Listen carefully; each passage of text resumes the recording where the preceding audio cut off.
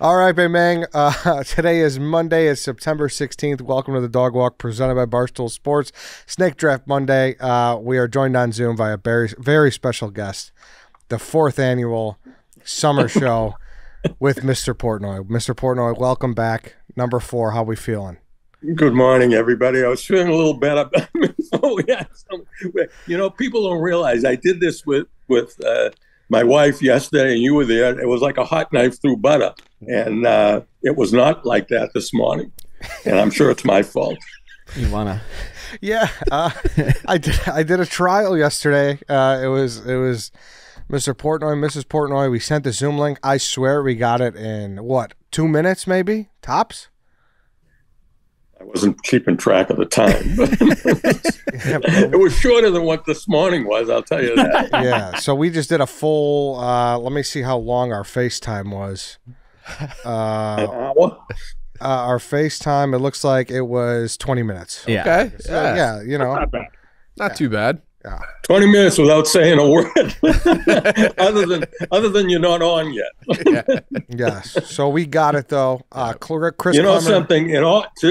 In my defense, when we used to do this with some regularity, I was fairly successful. I wouldn't say very successful, but fairly successful. I forgot the guy on the left. What's your name? I'm sorry. Me? I'm Ryan, Chief. Hi. Yeah. How you doing? We've been on together before. Many times. Yeah. This is my favorite episode of the year every year. Well, I hope so. It's not mine.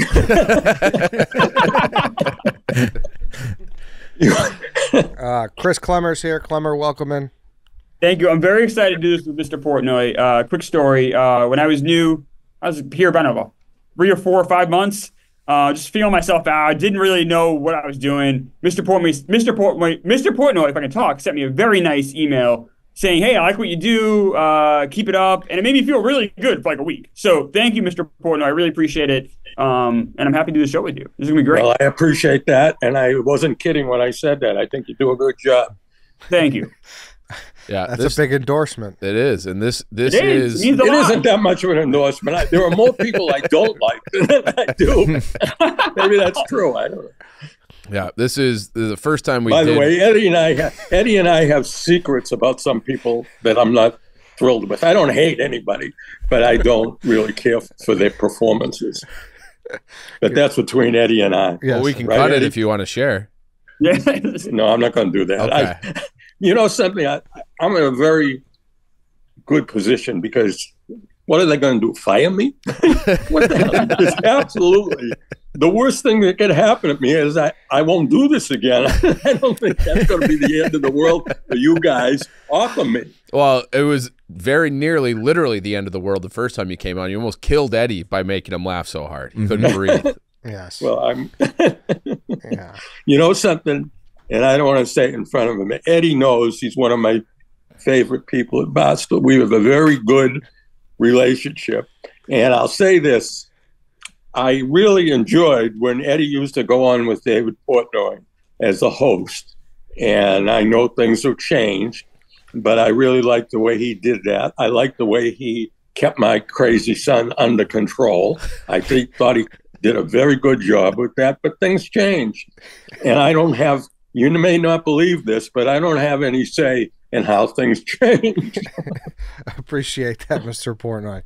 Yeah. All right, so I think the first one we did, well, I know the first one we did was grievances. Then we also did things that have gone downhill. Then we had things that We don't understand. things that we don't understand. Yeah. And then now we have things that should come back, things that should be brought back. They don't necessarily have to be totally extinct, but they have to kind of be irrelevant and on the downslope. So everyone gets kind of the idea. I have a question. So I'd asked Chief Yes, about sir. this I didn't get prior to say hello to you. I appreciate what you Mr. do, too. Portnoy, I appreciate that. Is there anybody that I haven't complimented yet? As insincere as that might be. Lance is behind the 1s and 2s on the I don't know producer Lance. side. I don't know Lance. He's the one What's going who on, sent you Mr. that. Portnoy? Nice, Hi, nice Lance. to talk How are to you? He's the one who sent you that confusing Zoom link today. Yeah. I figured that much out. Yeah. That's not a common name, Lance. So I mean, there's not too many Lances at Barstool, are there? I think he's the one. Now, Is the- what about like non-concrete or tangible things like ideas or people or not just like an item, like a payphone. You use that example. Yes. You can pick something and we'll discuss. Yeah. Yeah. Okay, that's fine. Just randomly pick something. Well, I mean, it wouldn't be necessarily Eddie, random. you gave me a general topic, didn't you? Yeah. yes, exactly. That you get the gist. White Sox Dave's just trying to bend the rules. I'm not trying to bend the rules. I'm asking about like. Please don't confuse me. I'm not very delicate mentally, as you can see. I think it's fair to ask if like it doesn't if it's not a physical item, but you want to bring back like an idea from before or a person. That'd be okay, Eddie. I think that you have to make a good argument. Yeah. Okay. Okay. The fact that it's what Eddie and I discussed it all is okay. Well, we're off the rails already by just changing the topic entirely. I was going to call this. I had to call this if I ever do this again. Get off my lawn. That's basically the theme of every draft we bring you on for. Just worded different. I didn't hear that. I said that's pretty much the theme of every draft we brought you on for. So that's the idea. Yeah. All right. Let's do the order here. All right. Mr. Portnoy, our guy Lance has a number 1 through 5 behind his back. What number would you guess that it is? 1. No. Klemmer. 3. Yeah. I'd like to go. How many guys are doing it? 5? 5, yeah. I'd like to go 3rd. Okay. And 5th gets 2 in a row. 1 through 4, Chief.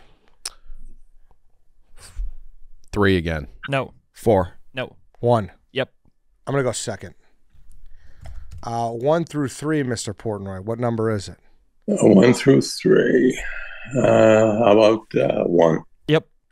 All right. Do you want the 1st pick, the 4th pick, or the 5th pick? I'm, already totally confused about what we're doing, but I'm hanging in there. I just got to tell you, based on our discussion, Eddie, I wrote a list of stuff down. There's absolutely nothing to do with what we're going to do. I mean, it has 0 relevance to what we're going to do. So I'm apologizing in advance. I got a list here about. I got a list about 9 things that have absolutely nothing to do with what we're going to talk about. No, that's not true. I believe in you. I think you have a better list than you're leading on. Do you want the 1st or the 4th or the 5th pick? I'll take the 1st. Okay. What do I? 1 or 2, Chief. 1. Oh, hold on. I didn't have it. Didn't have it. Do one more time? Just make it up. 2. Yep. All right, 4th or 5th. I'll go 4th. All right, Dave, you're 5th. So the order is Mr. Portnoy, Eddie, Klemmer, Chief, White Sox, Dave. Before we get into it, though, football season's here, and we can't wait to get out to some games this fall with the help of Game Time, the official ticketing partner of Barstool Sports. Listen, you guys know how much we love Game Time. Now with their brand new Game Time Picks feature, they're making it easier than ever to get to a game. Game Time Picks filters out the fluff to show you only incredible deals on great seats, so you don't have to waste time searching through thousands of tickets. I know I just brought up football season, but we are slowly approaching the end of baseball season. You saw a good deal on tickets you were looking at? Yeah, I'm going to Kyle Hendricks' last start. Great Cub. You can get into Wrigley Field for $8 that day on Game Time. It's a great deal. Yeah. A great deal. Let's see. And then obviously the Bears are at the Colts. Let's see what those are at. I mean, that's only a 4-hour drive. That's what I'm saying. Yeah. Obviously, you're in a dome, too. You don't got to worry about anything. You're going to have a nice, easy The boys are going to be there. Yes. So go. Yeah, we'll be there. Exactly. So it'll be fun. We'll see you out there. And, I don't know what you're waiting for. Go grab those tickets. Download the Game Time app. Today, use code DOGWALK to easily score great deals with new Game Time picks. That's DOGWALK. What time is it? Game Time. All right, let's get into the draft. The things that should come back, things that should be brought back, draft. Mr. Portnoy, you're on the clock. What are you picking? The things that should be brought back? Yeah. People that can repair things. Oh, that's good. Being handy. I think that, yeah. Can you ever try to get anything done? Like I used to have a house, and you there's like a 2-week waiting list because no one wants to be a tradesman. Are you stepping in front of what I was going to say? No, not at all. Now. That's I'm exactly agreeing with what you. I was going to say. What happened? What do you mean? Well, tell me about your story. There's got to be something there. Yeah. All right. I'm going to tell you. This happened a very short time ago. Okay, I'm talking about maybe 3 weeks ago. And I've known this all along. There's nobody out there that's really interested in physically doing repairs to whatever. All right. I guess there's other better ways to make a buck. Okay. But we were at one of the Barstool golf tournaments at Riggs' thing, which we enjoy going to. When I say we, it's my wife and I. And we were in a long way from home. All of a sudden, we're driving along, and I hear a tremendous bang. I thought I blew out a tire. Okay. No, I did not blow out a tire. There were a couple of guys working on the side of the road. I mean, I could have been killed with this, and then I wouldn't be here doing this, which might be a good thing. Anyway, so I thought I blew a tire. That's how loud the bang was. There were a couple of guys on the side of the road doing yard work. A pebble came in and hit the back window of my car and shattered it. Okay? I mean, shattered. And of course, I'm a long way from home. You got all these companies that supposedly talk about, and there's a consolidation in this industry and so many others, where they're advertising, and you know who they are. You see them advertise all the time. They fix auto glass. Okay? They're companies that they're making a big buck doing that. Try to get one to come and repair that window when you're a long way from home. All right? You got glass strewn about in the back seat of your vehicle. You don't really even know where the hell you are. Let me tell you something. That is a nightmare. All right? It's just, there's so many, and all these companies do is advertise. That's all that you would think. You could pick up the phone, and in 2 minutes, you'd have somebody there from one of these auto glass companies. Mm-hmm. You're dreaming. It doesn't work like that anymore. Well, did you try Car Shield? Car Shield? Yeah. You're trying to, Eddie, you're trying to trigger me? You're trying to trigger me, aren't you? That was... You could have used... That wasn't an accident. That wasn't an accident that you said that. You son of a bitch. You know how much I hate them. I could have swore that Car Shield does that type of thing. They have great insurance. Yeah. Sure. They'll fix your window in a jiffy. Who was their main spokesman? I don't know. Do you know anybody now? I know. Who? I know. It's one of the. They have more than one. They have a woman. They have a guy that's like a rapper type guy. I forget who he is. A well-known guy. And this is get into my pet peeve. I could do this for 5 hours with these commercials. Anyway, these are people that if you saw them, you would recognize who they are. All right? And they talk about Car Shield like that's the end. Once you get a hold of Car Shield, baby, you are set for life. Nothing is going to go. They don't even pick up the damn phone. It's impossible. And they're not the ones I'm talking about, by the way. I'm talking about one of the companies that specialize in auto glass. And if you think you're just going to call them, and especially if you don't know where you are, and you're going to say, and they'll say, I will be over in 5 minutes. You're dreaming. This is when I was your age that used to happen, which is what I was going to talk about, how things have gotten a lot worse as far as I'm concerned. But I hate Car Shield. Let's leave it at that. Anybody else have anything on people who can repair things? I think that's a good pick. I think a big issue, is like my generation and I think your generation, we were told it's college or bust. There was no respect given to the trades. And my dad was a tradesman. He was a stagehand. He was an auto mechanic. Like he had a lot of respect for that. And he was very good at it. And he made a lot of money as he got older before he died because no one wanted to do that work anymore. And I think you have a lot of young people in their 20s, young guys, who, if you don't go to college, you can make even more money than if you go to school now. Probably, yeah. There aren't anybody that wants to do actual manual labor anymore. I don't know what happened, and I mean, look at me. I'm just as guilty as look how soft these hands are. But like, I give a lot. If you're a young guy and you don't know about going to college, you can make 6 figures going into the trades right off the bat too. Yeah. More and more, I think you see people coming to that conclusion. people your age and maybe a little younger, that I can make a better buck doing something with my hands than relying on a college degree, which a lot of people now are questioning the value of it. Yep. And I'll tell you something.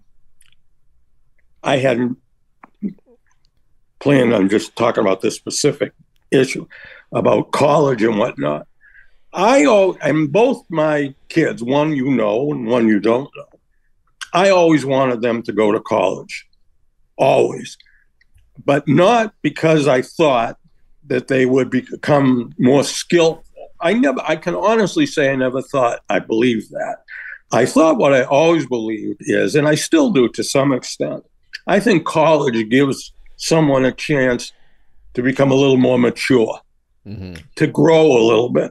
Not necessarily that they're going to come out with some kind of, I never felt that my kid or kids are going to come out of school with this wonderful trade or, skill. No, I thought that it was a time for them to grow, as a human being. And so I didn't have a very big, expectation, even back then.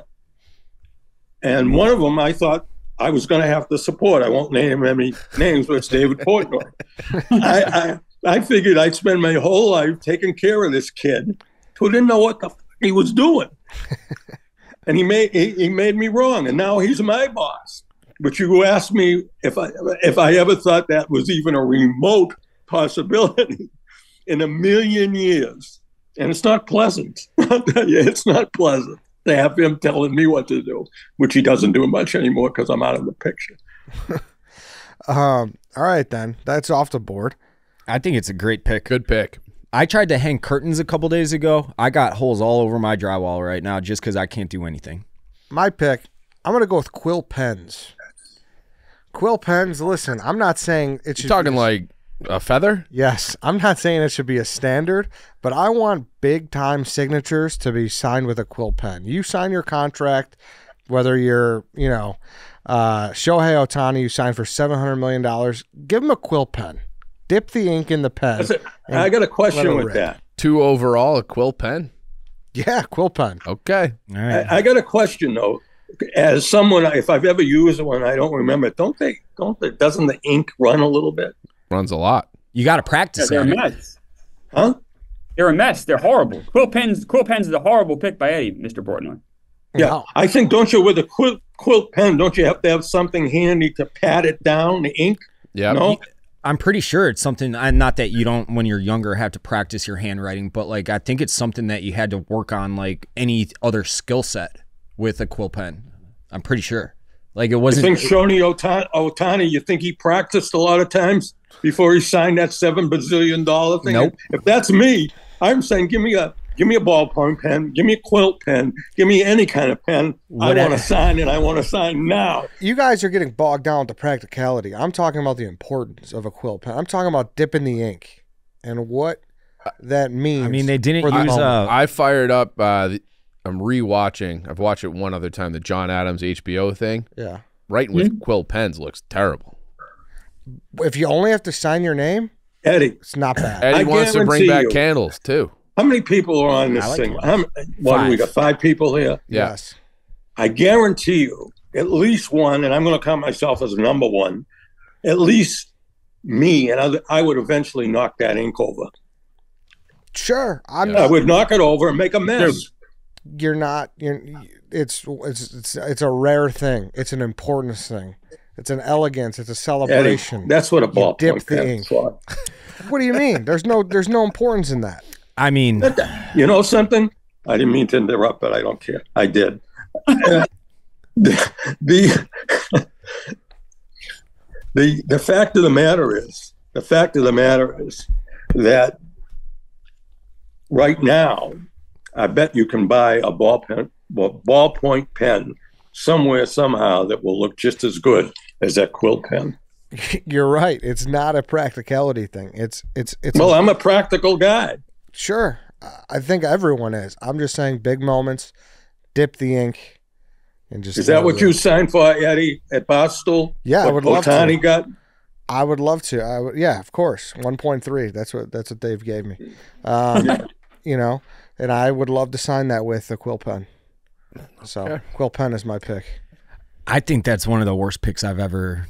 I hope this gets absolutely roasted. This is horrible. You didn't sell it whatsoever. I literally just did. I told you it's not a practical thing, it's an importance thing. If people were signing their big deals and it's like, or even if there was a threshold, like you get $100 million guy and they're signing with that quill, be like, I want quill money. Yeah. Like, it could be a whole cultural thing is my point. It should be a big time moment type deal. With Otani, he didn't even sign it in English. Well, that's fine. I don't care what you sign it with. Here's the thing, though. Expensive pens for formal occasions are still a thing. Not as cool as a quill. Yeah, there's pens that are like very nice pens. Yeah, you pull them out of the little case and everything. Am I the only one that has I happen to have an expensive pen about 2 feet away from me. Let's see it. I'm going to get it. Hold on. Is it too personal? Every time I do a draft with you, you have the worst picks. Remember Skunks? The worst things about summer. That was you guys are just surface. That's your problem. The quill pens is how this draft is born. I sat there, I was like, I'm going to get my pen. I'll be right back. Okay, no problem. I was like, I love that the Zoom follows him, by the way. If you're watching on Rumble or YouTube, it's just he's got like the following head feature and it just follows him around. I didn't know that even existed because I thought someone was holding the camera behind him. No. He just has a feature on. That's how this draft is born. I sat there and I was like, man, quill pens are cool. They should make a comeback. So here you go. Oh, beautiful. Let's see it again. You see it? No, hold it up in front of your face. We can't see it, Mr. Portnoy. Just hold it up by your nose. Oh, that's nice. Yeah, it's a nice looking pen. I'm not trying to sell it, but if somebody wants to offer me something, I'm all ears. No, it's got my initials on it. Mr. Portnoy, I got a question for you. Does that pen write upside down? Never thought about it. Why? I mean, if I want to go to outer space, I want a pen that can write upside down. They don't have gravity in outer space. This is an obscure Seinfeld. Yeah, this is a very obscure Yeah, that Seinfeld. sounds like something that Kramer would have said. It's White Sox Dave Klumpus over there. Yeah. One of the great side characters, Jack Klumpus, in all of TV history, and he's in like 30 seconds of Seinfeld. I'm on the internet here, and I found a pen for $40,000. I just found a $2,500 pen. I just found one for $88,000. And it's not cooler than a quill. Eddie, were you the one yesterday that my memory's so bad that I was talking about Seinfeld? Yes, correct. Yeah, I was talking. You guys, Eddie is not familiar with Seinfeld. I know. Unfortunate. I mean, I just cannot. Eddie's a smart guy, or relatively so, and you're missing so much. Eddie, I'm talking to you directly. Yeah, I know. You're missing so much. You know something? You guys all obviously much younger than me. I watch Seinfeld shows, some of them that I've seen 9 times. Mm-hmm. I'll be sitting in a room by myself, seeing the episode, like I said, 9 times, and I'm laughing out loud. Yep. Because and I know my son always compares it to The Office. There is no comparison. The Office, I'm not saying it's bad, but the main character makes me a little uncomfortable. He's got problems. You know, he's got some mental problems. I'm talking about the guy, you know who I'm talking about. Michael Scott, yeah. Michael Scott. Michael's got some issues. The show Years has humor. It does have, no question. But he's got issues. He does. He does. He definitely has issues. Seinfeld, no. Yeah. George Costanza has issues, but they're different kind of issues. Yeah. He's got issues with his parents. He's got issues that we all have to one degree or another. Oh, you're talking about George? Yes. Absolutely. Yeah. Absolutely. I will tell you this. I'm going to pat myself on the back a little bit. And from my family, basically my son, the only compliment I ever got is that when I would give them a heads up on a new comedy show, they knew they knew I knew what I was talking about, and they usually took my advice. And I still feel that might be my only skill. You could recommend shows. Yeah, funny. I certainly wasn't. Certainly don't have any skill getting on this show. I'll tell you. All right, Klemmer, you're up. Yeah, mine is people living in the moment. since the 90s, say, we have these phones and we walk around with the phones all the time, and we're always taping and videotaping things around us without actually experiencing them as much as we used to. And I'm guilty of it too. But I miss the hell out of just like, I don't know. I was watching this thing of like a video of like kids. I graduated high school in 1997. I was watching this video of kids who graduated in the 90s, and people were like so much more. It's like honestly full of life, but so much more like eyes wide open and enjoying things and living things as they happen, as opposed to thinking, how is this going to play on social media, or how do I tape this for later, or I'm checking my phone, or I don't know. I feel like, and I'm guilty of it too, like we don't live in the moment like we used to. Yeah, I think this is a very good pick. I didn't know quite how to phrase it, but this is it. Like that image where you have, I think it was LeBron was breaking the scoring record, and every single person in the camera shot just had their phones up. They were watching it through their phones, through their screen. Yeah. So I think that's a good pick, Klemmer. Once you get to my age and you see that in a larger perspective, what you just said is 100%, 120% true. And the older you get, believe it or not, I'm a little older than you folks. The older you get, you don't see me taking that phone out for every single thing that's going to happen in the world. I don't do it. I'm not interested. I'm just really not interested. Yeah. The only time I might do things like that when it involves my grandchildren. But to see what somebody break a record or something, I really got to say, I don't understand that. Yeah. When you say that, and everybody for any kind of an entertainment, that I just don't get it. Somebody, you're seeing an entertainer. Why do I have to put my phone up there to take a picture or a video of the entertainer? I don't get it. No, you're right. It's not enough to be there. In the moment. Everyone else has to know that you were there. Is that the reason? I think so, yeah. A lot of I get if you want to take one, though. Like, Yeah. I'm totally fine with doing one and just like, hey, this is cool. And how many people do you think when they a week later are going to look at what you did with your phone when that person was doing that? You think that? I don't think it happens. I wouldn't think it would happen a lot. No, you're right.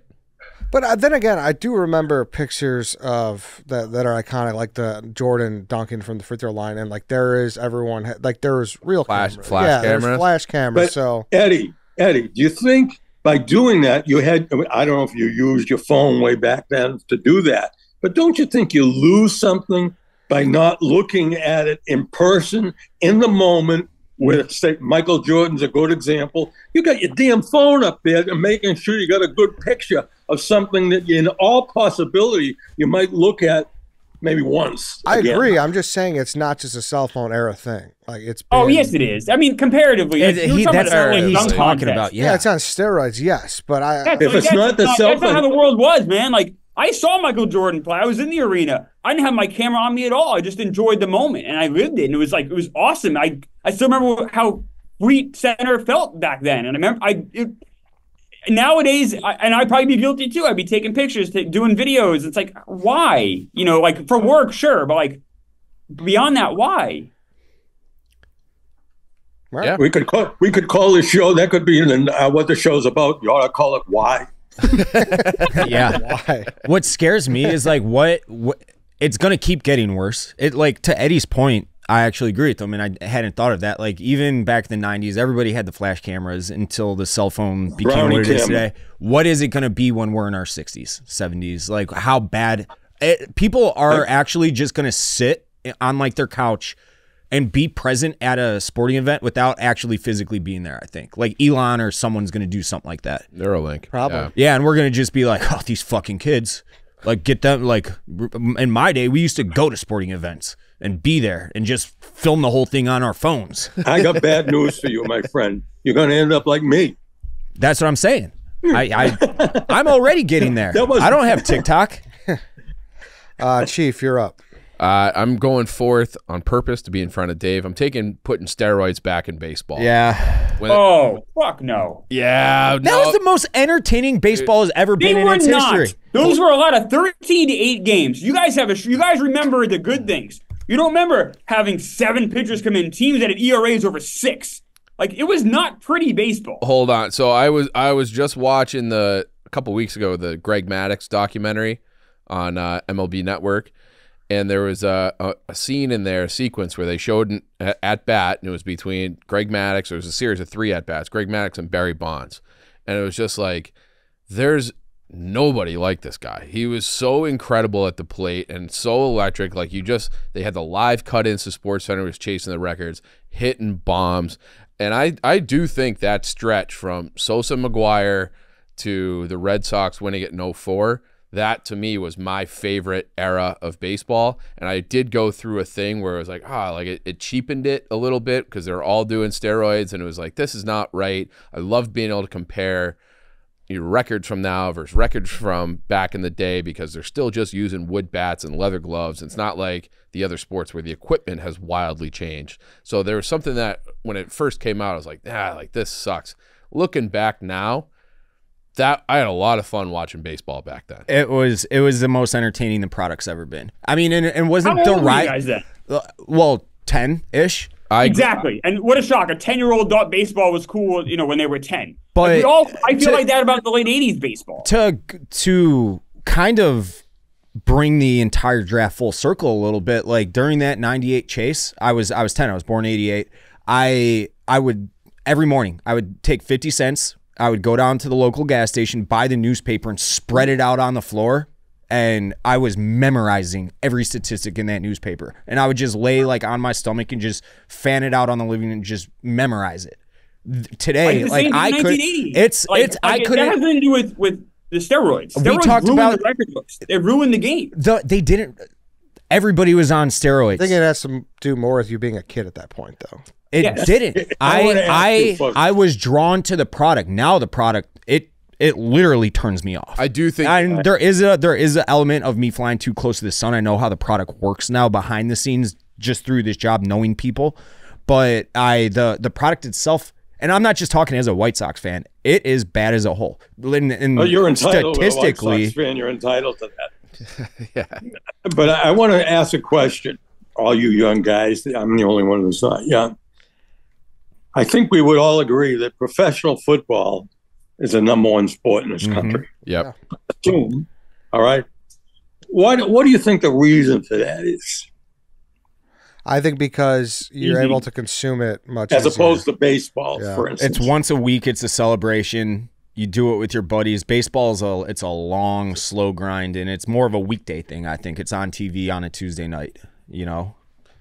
Football's an event. Baseball's a game. Yeah. Klemmer, do you think that the stars today carry the same weight that they did back then in baseball? Because I don't, and that might just be like I'm older too, but like Griffey, Bonds, but that is steroids. Like go back to like Clemens and Mattingly and I said Boggs and Gwynn. I think how we interpret baseball as a country has changed, and I don't think it has anything to do with steroids. I just think we become people like football way more than they used to, and they like baseball less.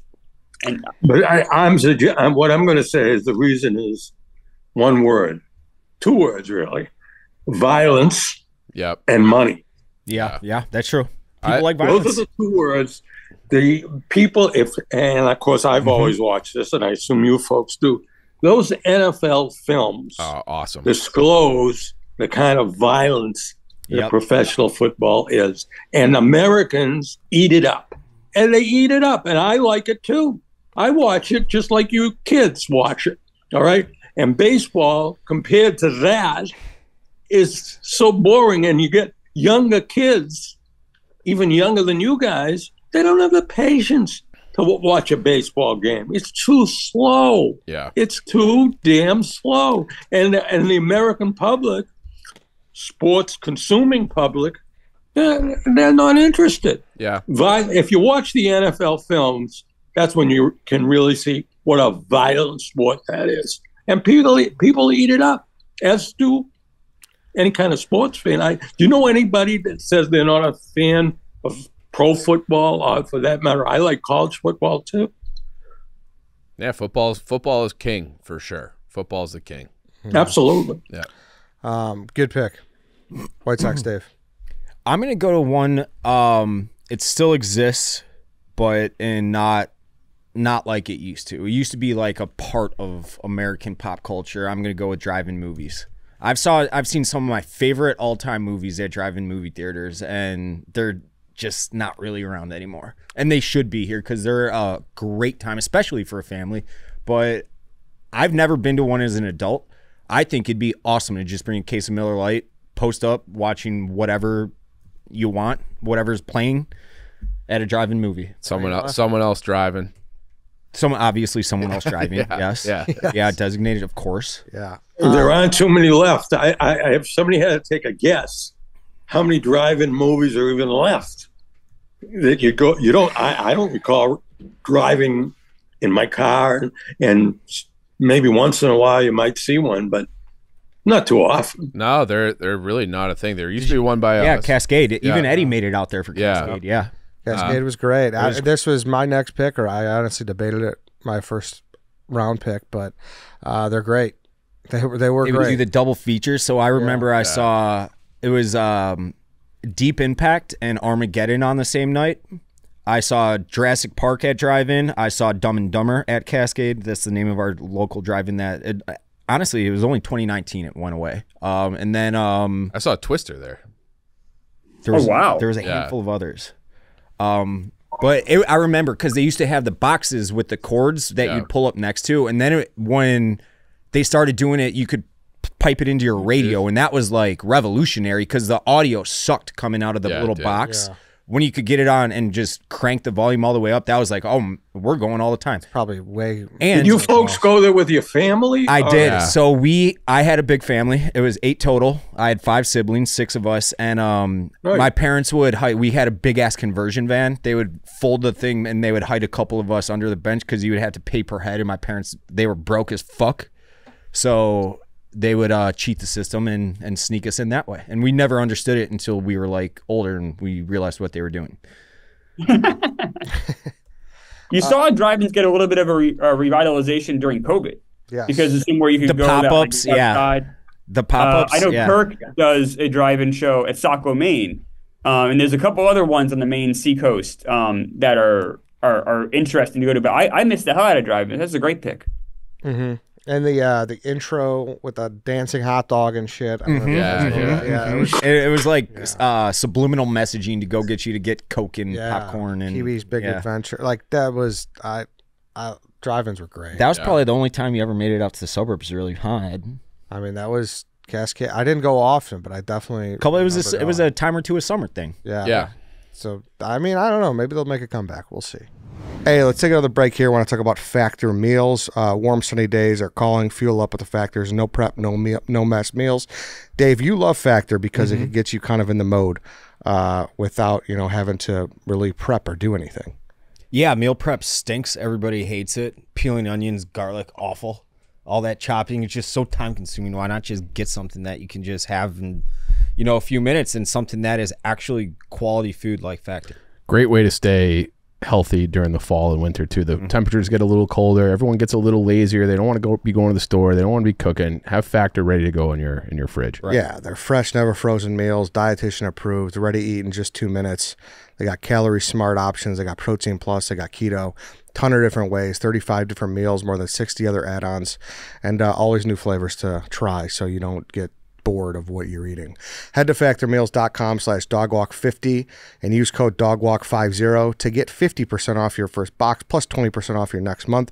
That's code dogwalk50 at factormeals.com/dogwalk50 to get 50% off your first box plus 20% off your next month.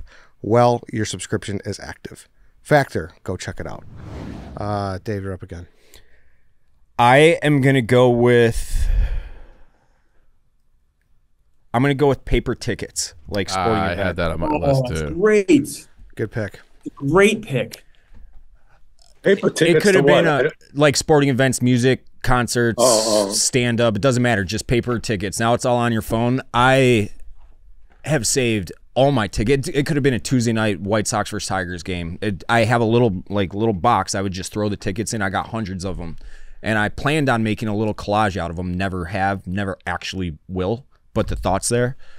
so I could like kind of memorialize all the shitty White Sox games. My cousin had a friend built a bar in his basement, and Just then lacquered over all of his tickets. That's what made the tabletop, the bar top. That's awesome. Yeah, it was cool. It was like a very cool thing. And so I used to have a stack. I mean, they've been thrown away now, but yeah, there's something about having that physical paper ticket. My dad used to have season tickets to the Blackhawks, and that day were like the big fucking binder of tickets would arrive, and you would just like you could smell it. It had its own smell. It had its own smell. It had its own smell. Filter, you just kind of like ruffle them in your fingers. It sounds like card shuffling. Yeah, it was awesome. It was great. I loved having paper tickets. I feel like if you're a season ticket holder, a lot of places, because people like they want them. Yeah, I think a lot of places still for season ticket holders as like a novelty. I think the Blackhawks had a thing where you could pay like an extra $200 or whatever to have. But like you couldn't get into the stadium with it. It was just like you have a paper ticket, but when you actually go to that sucks. Yeah, let them get in. But even like when they were in the playoffs, they would send like the special playoff ones, and then the Stanley Cup ones would have like they were all like it was. I loved having that like the UPS truck pulled up, and you'd have like the big package of the tickets. It was a day you looked forward to. There's definitely some printing places. You know what that book was? That's a book of dreams, man. Like there you go. You get that season ticket holder book, and I know exactly what you're talking about. And you, like you said, you smell it, and that's your next 9 months. That's your next 7 months of being a sports fan, and you're looking at the matchups, and you're envisioning how great it's going to be. Even if your team kind of sucks, you can put that away for a second and just enjoy those tickets. And I missed the hell out of getting a ticket to every game. That was a great souvenir. And Dave, I did the same thing, man. I have a box, like a nice shoebox that they're all my stubs in. And sometimes I look back, and it's a way to remember these games I went to back in the 90s or games I might have forgotten about. It's weird. It's awful they're gone. It makes me so upset. This is a great pick. So this box I'm talking about, since there are no paper tickets really anymore, it's kind of just shoved in a closet. But I've moved a handful of times, and then I'll open it up. And it could, like I said, a Tuesday night Tigers White Sox, and I'll remember like Magli Ordonez that night went 3 for 4 with 2 bombs. Like my memory fucking blows. But if I see that ticket, I know what happened in that game. Takes you back. It takes you back. Yeah, that's a good pick. Good pick. Yeah. That would have been my next pick. And I think they will return in some fashion. Actually, last Friday's 773 TV video we had Darren Rovell on. And I forgot to, I was like, Darren, I just saw you. I know for a fact you have some type of memorabilia on you, and he pulled 2 tickets out of his pocket. What were they again? I don't know. It was like 72. It was like it was something. I think it was like a Sunday night football game or some game where they announced John Lennon had died. Yeah, that was something. Yes, yeah, that was one of them. Correct. And then check out the video. See the other one. Chief, you're up again. You know what? I liked Ravel, by the way. Okay. All right. Cars that start with an ignition key. Didn't have it on my list. It's a fucking incredible pick. So the thing with the fob where you just kind of throw it in your cup holder now, and you're always kind of scrambling for it. I want to sit in my car and turn that key and hear that. Yeah, and hear it go. So the key fob thing, where I feel like every single new car, are any new cars being built with like an actual turnkey? So they have the keys to get into the car, right? So, but they're like built into the fob. Yeah, they're built into the fob. My car will just start randomly now. It's done it probably a half dozen times over the last year. So I have to reset this key every time I start my car. I have to hold it up to the little button thing, and it says reset on the thing, and then it'll start. Here and there, when I take the key out, it'll just start on its own because it's not a fucking regular key. Awesome pick. Yeah, fantastic pick. Thank you, David. He's looking like he wants to make a comment. I'm pissed right now. No, I don't, because I hate those things. So no, much. I don't. I mean, my key is my phone, and it's pretty fucking convenient. I'll be honest. I mean, I have that as well. Can you start your car that way? Can you drive? Can you drive without your key? Without your phone? So my key is actually like a hotel key. Right. Yeah, it's like a. But does that have to be in the car for you to drive? No. No. Like my phone. So what if you lost your phone and that key? It's like you lost your key. Yeah. Okay. Could you log into like another phone, like on Twitter or something? Good question. I don't know about that. Yeah. So I can, like, with my car, I can start it, I can do everything, but I can't drive away. I think it's like a security thing without having the key in the car. Mine will. Yeah. That's the other thing, because mine's fucked. Yeah. I hope there's not any car thieves listening to this right now. Yeah, this isn't bothering me, I guess. Klemmer, you're up. This is kind of a one, I think, maybe, but I miss crank calls. I miss being able to crank call people. Like, you can't do it anymore. It was like a highlight of my like high school, like between like 15 to 20. It was like my favorite hobby. I really miss doing it. And I wish we could still do it. What was that thing that was a joke all the time about? Do you have something, coffee in a can? You would give a crank. I forget what the coffee was. Oh, Prince Albert. You have Prince Albert Prince in a can. Albert, You you have it in out. a can, and then you're supposed to say, well, let him out. Yeah. That's right. You know, is your refrigerator running? Well, you better go catch it. But like you can have all sorts of like Jerky Boys. I'll go back and listen to old Jerky Boys on Spotify and stuff, and they still make me laugh so hard I'm crying. Yeah. Going back to Seinfeld, one of the episodes I just saw it the other day when he got a call. Do you want to do this? So I forget what it was, and he had some kind of wise ass answer for whoever was trying to call him with some kind of robocall type thing. Yeah. And he had a very funny remark, which I already forgot what he said, but it was funny. Hey, didn't he ask him for their home phone number? I'll call you back when it's that's convenient? exactly Right. Yeah, I'll call you back. Yeah. Yeah, I miss prank calls a lot. Yeah. That's a good pick. It's an Klemmer. awesome pick because you can't really do it anymore. No one has landlines. So if you're prank calling your buddy, you're just calling his phone. I feel like the thrill of maybe their parents or someone's answering, or someone else, not him, is like added And the caller into it. ID. They know who it is before they even pick up. That ruined it. It's like, Yeah, even like the iPhone now, it'll tell you like robocall, or it'll give you like the person Scam the call. bill is under. Yeah. You know, and it'll say the name, and you're like, oh, okay. Yeah. So yeah. I'm going to confess, but you won't believe this. I know you're not going to. I have a landline. Not my only phone, but it's my landline. You want to and give when out? something is wrong, that's where I go. And I'll tell you something else too about one of these great companies that exists now. I often said, why do we have a landline? We're paying for it, et cetera, et cetera. We never use it. Go and try to get rid of that landline. And you know how much you'll save every month? 50 cents. That's how it's packaged. These people that are selling this stuff, they know what the hell they're doing. Yep. Yeah. That's why, you know, I would always say, what do we, you know, why do we have this landline? Why are we paying for this? Because to get rid of it costs you nothing. They deduct nothing from the bill. And if I use it twice a year, it's worth it. Yeah. Sometimes it's cheaper if you get the landline. I have a landline for my Comcast package. Is that just their thing, being like keep the infrastructure in case it does come back someday? I don't know. That's never coming back. There's no way. That's it's something probably a way to sell the number. They make money off the data. So like if they have a bunch of numbers they can sell to other companies, they make money. That's probably it. That's pretty smart, Klemmer. Klemmer, I think you just probably nailed it. All right, back to me. The first time I ever got the cops called on me was because of crank calls. I wanted to throw that in there. There you go. It was, hey, this is Clifford the Big Red Dog. Is Sally home? And I was slumber party. I was probably 10 at my buddy Eric's house, and it was like 2 in the morning or whatever. His parents were asleep. Get a knock on the door. We're acting like we're asleep, and he's like, I forget who we were doing it to. Who called this guy? Well, the cops are outside right now. And that was the first time. That was it. That was it.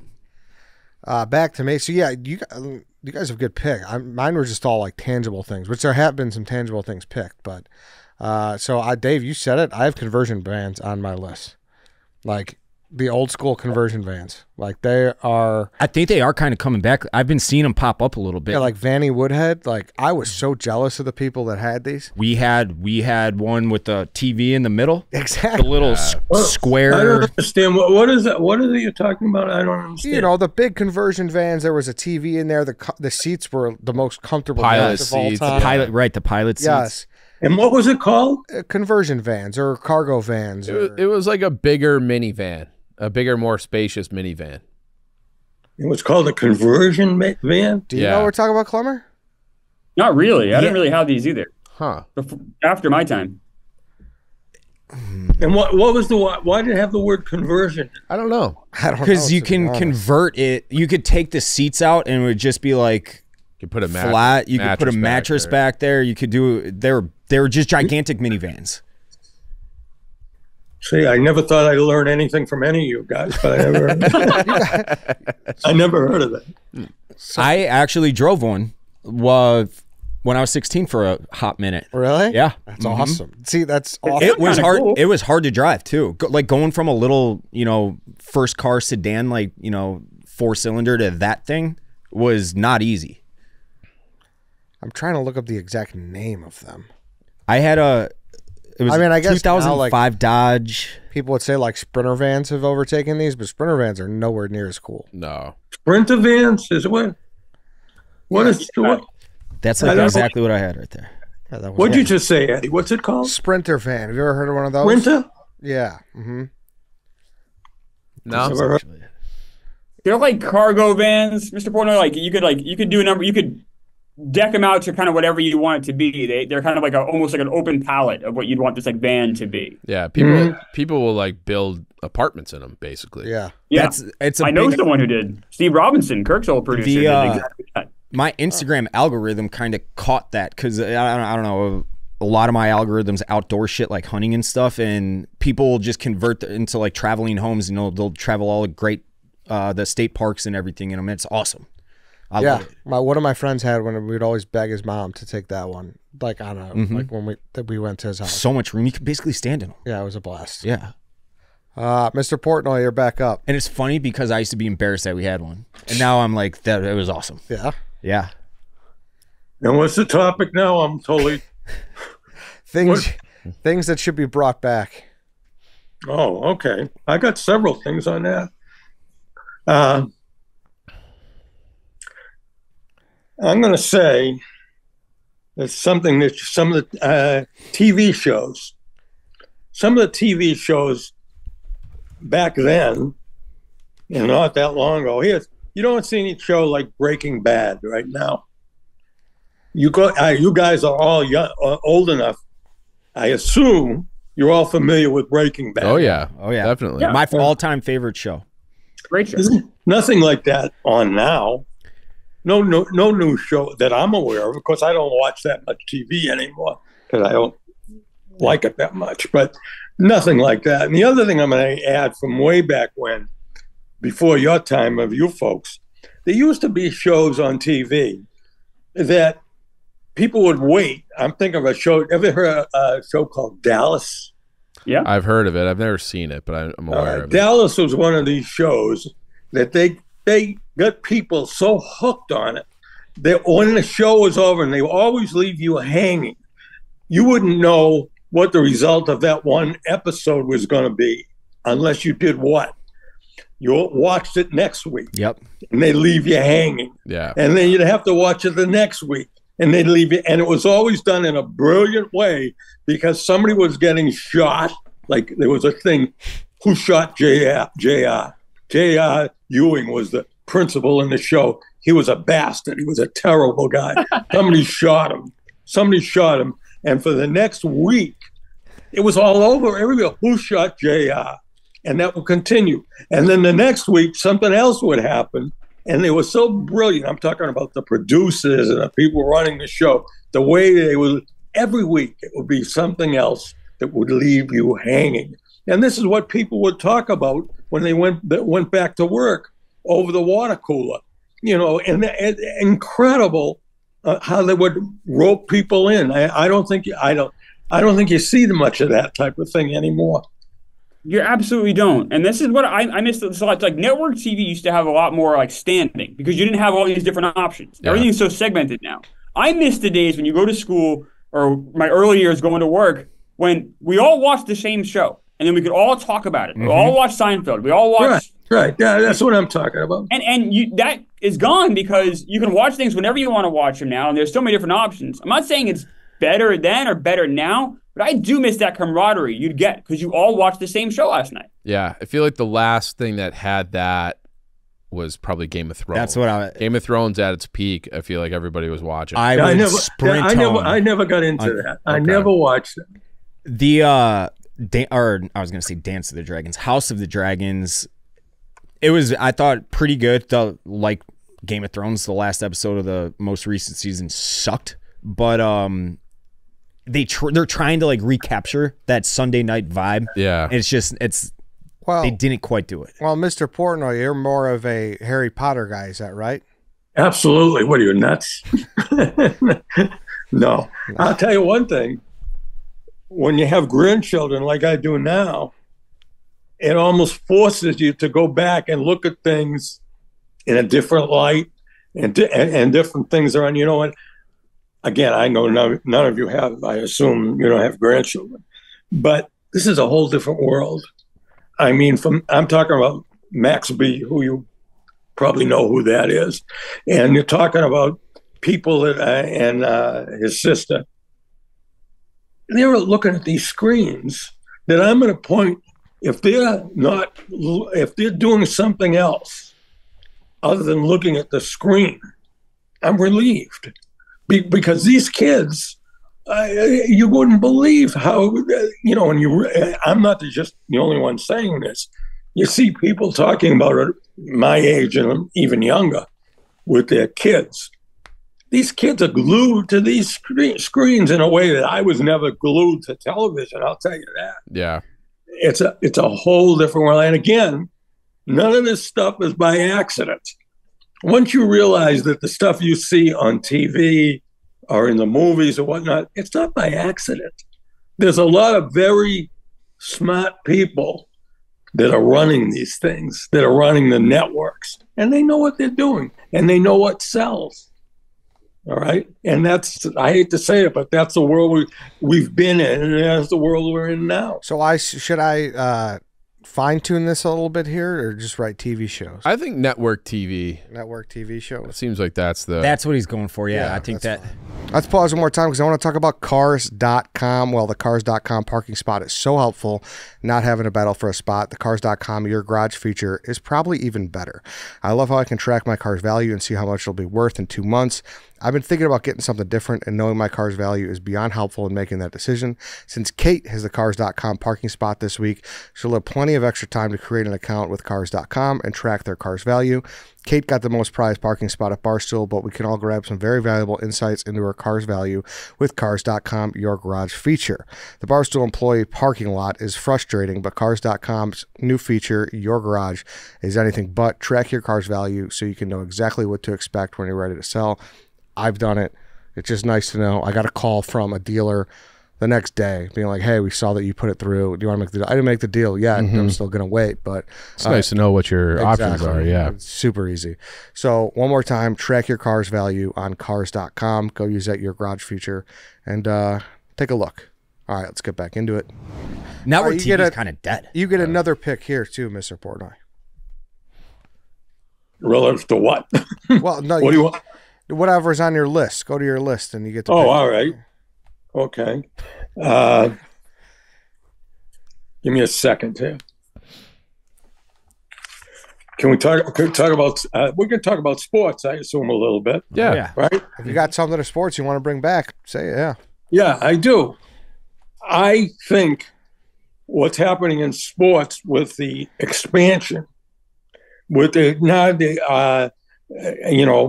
because of where my kids went to school and whatnot, I'm a big Michigan fan, and they're adding teams, the expansion of it. And again, it's like somebody very famous said, when you start talking about television, that the answer to all your questions is money. Yep. Because that's what the expansion of professional football, that's the expansion of look at what's happening in college football. You have these teams coming into these various conferences. There's only one reason. There's a tremendous amount of money being made when they do this. Mm-hmm. So if you just say that the answer to all your questions is money, you won't be wrong. Yeah, this is something I was going to pick. It's the bane of my existence, the fact that Rutgers is going to play UCLA in a conference game in the Midwest. It's not right, and they've killed all these regional rivalries, been around for 150 years. And I do think that they sold out everything that made college football great for a few extra $1 million, and they've kind of like destroyed the culture and the fabric. Can I ask you a question? Of course. As someone who obviously is paying attention, I certainly cannot name, and I'm interested in that conference. I can't name every team that's in that conference now. Maybe you can, It'd be but I more certainly difficult can't. because there's so many of them. I couldn't tell you how many are actually in. I could probably 16, might be 18. In the Big Ten? Yeah. So they added Oregon, they added Washington, USC. UCLA, USC, so it's 4. And they had Is it 20? I think it's 18. It's 18. I think it's 18. It's 18. Yeah, that's just not right. And then 18 freaking teams. In the Big 18 10. teams. I mean, it's obscene. In the Big Ten, and like the old Big Ten, it Was 10. was 10, and then then they added Penn State, and that was like right when I was like, I don't remember them adding that. I remember my first like Penn State memory was them in the Rose Bowl, and they made the Rose Bowl their first year in the Big Ten. And it had the 11 in the logo. Yeah, really which was a cool logo in the negative space there. But when you were in a conference, to win your conference, it meant that you beat everyone else because you had a game against everybody in the Big Ten. Now you're playing 8 or 9 of the. You're playing half the league at best, and it's no one knows who the best is because not everybody plays everybody else. And there's no geographical Yeah. connection at all. Yeah, None. no cultural, no historical, no nothing. And so I'm with you on this one, Mr. Portnoy. This bothers me. I could promise you I will be less of a college football fan than I was previously, and it's because of this change. And let me tell you something too. You got to really have a reason to follow it, because you take somebody like me. I mean, I follow Michigan, somewhat, a good amount, but I'm not into the other teams. I'm not interested. Right. I'm just not interested. It's what's that word? It's overload for somebody like me, somebody old. Overload. Too much information. I can't keep up. Yeah, and I used to like how different conferences had different styles of play. Like the Big 12, like they're going to throw it all over the place and there would be high scoring. And then you'd flip over to the Big 10 game, be Iowa against Northwestern, and it's 4th and 1 on the 32 and they're punting. And it's just like, it's almost like a different sport. Like you had these different conferences had different identities. And I don't know, it kind of made, now it's just one big conglomerate where it's just like everybody's doing the same stuff. And it's just not, it's not what it used to be. And again, going back to my theme, the answer to all your questions is money. You look at what some of these coaches are making. They're making a gazillion dollars. Yeah. And much more than the best professor at the best college. I mean, it's just the way it is. And this isn't breaking news, but it's incredible. Yep. Good pick. Yeah. So original college conferences would be the pick. Yeah, that's a very good pick, Mr. Portnoy. That's almost too good of a pick, to be honest. Yeah, strong. All right, back to me. These still exist, but they don't have the relevance that they used to have. And it's arcades. Oh, arcades were fun. Yeah, I love arcades, like the whole Stranger Things vibe. And there's a really, really good one. I think it's the largest one in America, is in Brookfield here. Oh, really? Called Galloping Ghost. It's really cool. Where is it? It's in here in Brookfield, Illinois. It's called Galloping Ghost. It's and they got a good way to do it. You pay like $20 and it's unlimited. Really? For the day. Yeah, which is cool. You don't have to keep reloading quarters. Can you win in tickets and the claw? No, it's not like that. No. It's all like old school, like NBA Jam and like The Simpsons, Teenage Mutant Ninja Turtles. Okay. It's not like I'll tell you something, and I've mentioned this maybe a couple of times already. When you, and I assume you folks will at some point, when you have grandchildren, all right, and you see them experience the same stuff, and they still love it. So as a grandparent, I go in. If I wouldn't be in there if it wasn't for that. I'm talking about an arcade, for example. I wouldn't be in a freaking arcade. I'm not interested at all. But to have my grandchildren go in, see them react to it, and enjoy it. As a grandparent, you like that. Mm-hmm. Yeah.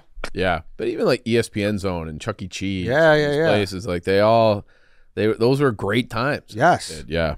That's why I like, exactly. They do have like barcades, like there's a place called Barcade here in New York that it's more for like obviously for adults, so you can drink and then play some of these games.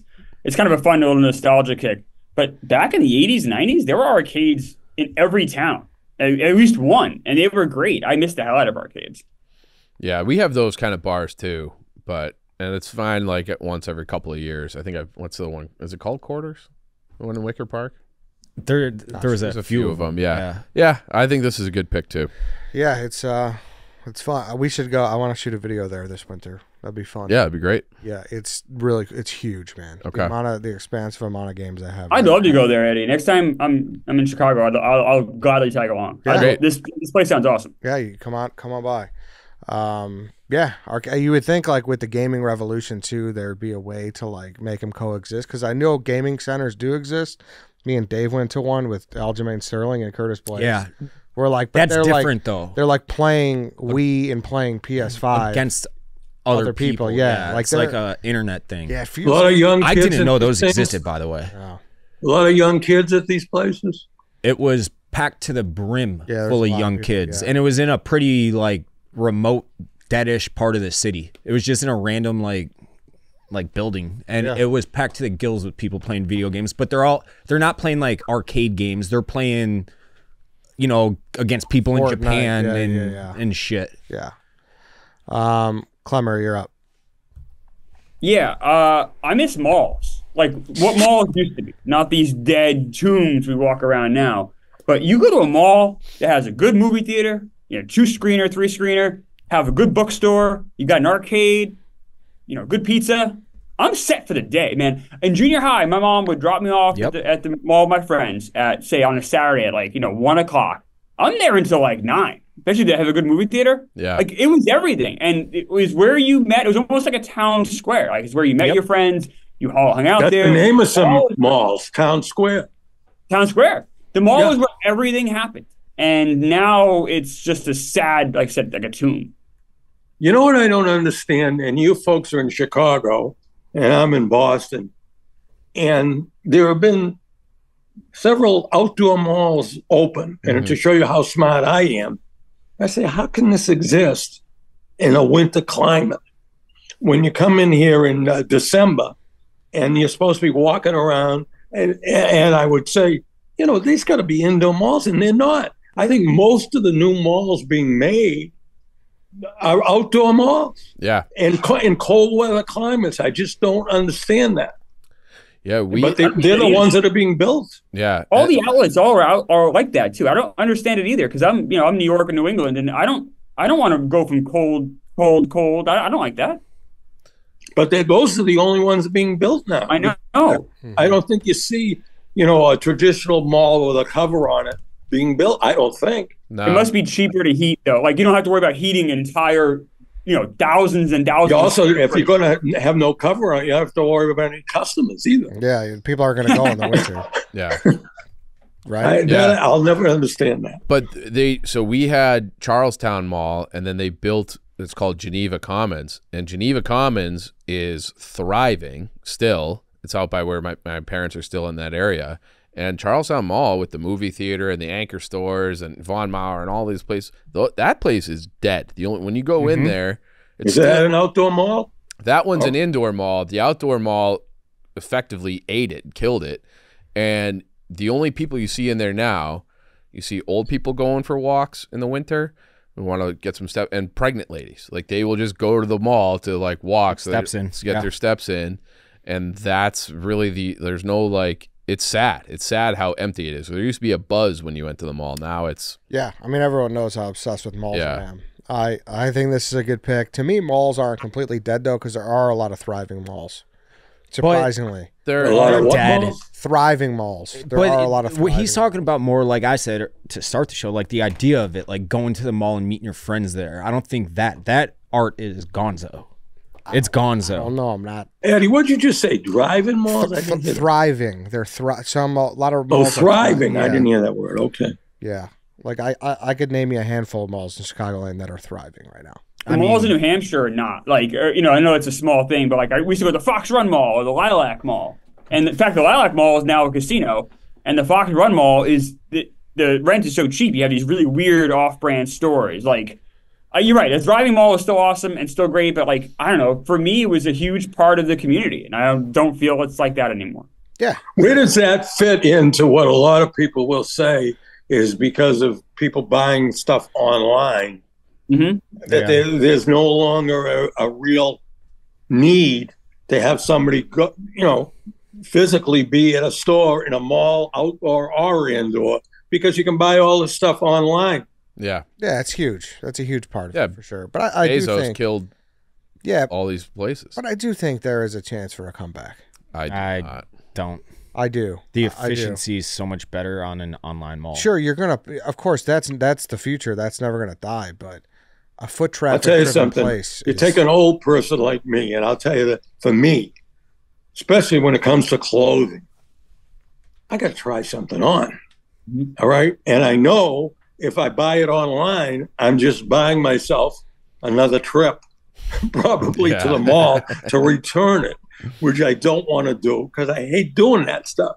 All right. So if I go to a mall, indoor or outdoor, and I buy something there, it's only because I'm talking about, you may not really, I got a great body, which will fit anything. But other than that, I got to try something on because I hate returning stuff. And if I buy it online, there's a damn good chance I'm going to have to bring it back, or somebody in my family, namely my wife, is going to return it because she lives that way. I don't want to return stuff, period. I'd rather try it on. And that, for somebody like me, that's a big, big issue. That buying things online without trying them means it's a trip back to wherever I got it from. I think a big thing is they just don't have to make them as fucking big anymore. The malls? Yeah, they're just make them condense smaller. them down. Yeah, make them smaller. There's still stores that people go to. All those Auntie Anne's and the Cinnab, there are definitely little places that even if it's driven by, people want to go get something to eat. There is a world where it can still work. I feel good about that. Put the business plan together. Yeah. You're up. I'll say dodgeball and gym. No. What? All right. You're good. Okay. Dodgeball, that was such a staple game when I was a young kid. It was the day you look forward to. Good, clean fun that they got rid of because some kids got out or had their feelings hurt or something. But dodgeball was a great game, and I wish that was people could just relax and tell little Timmy that, okay, just because you got out doesn't mean your life's over. It's fine. And it's okay to, get a black eye here and there. Yeah, it's fine. What was a movie that was based on dodgeball? It was called Dodgeball. Dodgeball, yeah. Dodgeball the movie. Oh, that was unique that they called it Dodgeball. Yeah. I would have never used that name. So I'm confused. I'm sorry. So they don't have dodgeball in schools anymore? No, it's not allowed. I've never heard this. I think it depends. I remember when we stopped playing it. I'm surprised. When was that implemented? What? Yeah, I don't know. Yeah, Lance, you're the youngest. We started off playing with the red hard balls that you would use for kickball. Then they moved it to the softer plush balls, and they just got rid of it. When I was in high school, I graduated in 2016. So 2012 and 2016, we had dodgeball. We used the little foam ones. Yeah, in gym. Yeah, we'd play it in gym. We had the little foam ones. We didn't have the old kickballs made out of leather or plastic or whatever. Yeah. But we had it. I think this is one of those things where it made headlines because certain school districts banned it. But it's not widely banned. It's not. I mean, there's a school district in Austin that banned it, but it's not. I don't know about banned or that would have to be a headline hey, we banned it, as opposed to we're just not doing it anymore, a soft ban. But to Chief's point, though, the idea that culture would even think about banning dodgeball, that overarching philosophy, I think that's kind of probably what Chief is talking about more. Yeah. And I completely agree. What do we do? You use dodgeball as a shitty way to get to something that could have been better, I think. It was always a great game. Yeah, I don't know how would you frame it then? Kids used to be tougher. Of society. Yeah. I think the way we put our children in bubble wrap. Yeah, exactly. I think dodgeball and gym makes sense, but yeah, you get your point across. We used to play, for whatever reason, our gym teachers named it German dodgeball, but all the kids immediately just started calling it dodgeball. But it was every man for themselves. So literally, it wasn't teams of 10. It was you had a ball and you were trying to hit everybody in the gym. So everybody at first would be in their corner, all timid, and then after a minute, you're just chucking balls everywhere. It was awesome. I had this game introduced for me, but from my cousin Paulie, when I was a rec leader for the Chicago Park District. I'd have the kids run around the gym, and me and two other counselors would stand in the middle. Peg them. And it was called The Hunt, and we would just snipe these. They probably loved it, right? They loved it. Loved it. It was called The Hunt. And they'd be like, "It's The Hunt, baby. Yeah. Mr. Reddy, let's play The Hunt." And like, we would get points if we hit them. And you know what I mean? Just making, The kid had to sit out. It was 5 points. It was just. No, it's great. It's a blast. Yeah. Yeah. Now, I do know that in Illinois, maybe it was prior to last school year, I want to say, you can't. So if you get, when we got in trouble in football, we had to run laps. You can't do that anymore. You can't be like, "Hey, you fucked up, go run laps." It's illegal. Like literally illegal. Which is, I think, insanity, by the way. Crazy. That's insanity, by the way. You're up, Dave. I huffed because I'm very glad this got back to me. I thought there was a chance Chief would draft it, but I'm going heavyweight boxing. We never had it really in like our whole lives, but I know that I would have been completely sucked into if you made this that exact combat sport if I grew up during the Muhammad Ali years, George Foreman years, whatever. Like I would have been, and like I am kind of with UFC now. I think heavyweight boxing, or just boxing as a whole, would have filled that combat sport void for me. If you made this pick 5 years ago, it's so much better. I just don't think it really applies anymore. What do you mean? I saw the end of it. Like I saw Tyson and Holyfield. It was everything people talked about. It was everything. Are you guys? I missed the hell out of it. Like, what do you mean, Eddie? So we're just gonna ignore Tyson Fury, but nobody talks. Of course, it exists. Nobody gives a shit about Tyson. Yeah, Anthony Ruiz. Bullshit. Francis and that is we're just nowhere. Ignore these guys? No, we're not. Of course, there's been some great fights, and they're actually fighting now. Sure. But no one. You could ask my mom. I not a heavyweight. My mom pointed out Oscar De La Hoya on a flight that her and my mom did. My mom doesn't follow sports. For a minute, people knew boxers. My mom, if you asked her who Deontay Wilder was right now, she'd be like, "Who?" Yeah, it had way more cultural. Oh, way more. Way more because of Tyson, but. No, but like Frazier, Ali. Okay, yes. Before then, I'm talking about Holyfield. Holyfield. Like in my day was a big deal. Like absolutely. Tyson. You know, I'm going to interrupt here because I have a little insight. I represented a professional boxer at one point, not a heavyweight, but a middleweight. I can't even tell you. It's an experience. I mean, when you're involved with a professional boxer, it's just hard to describe.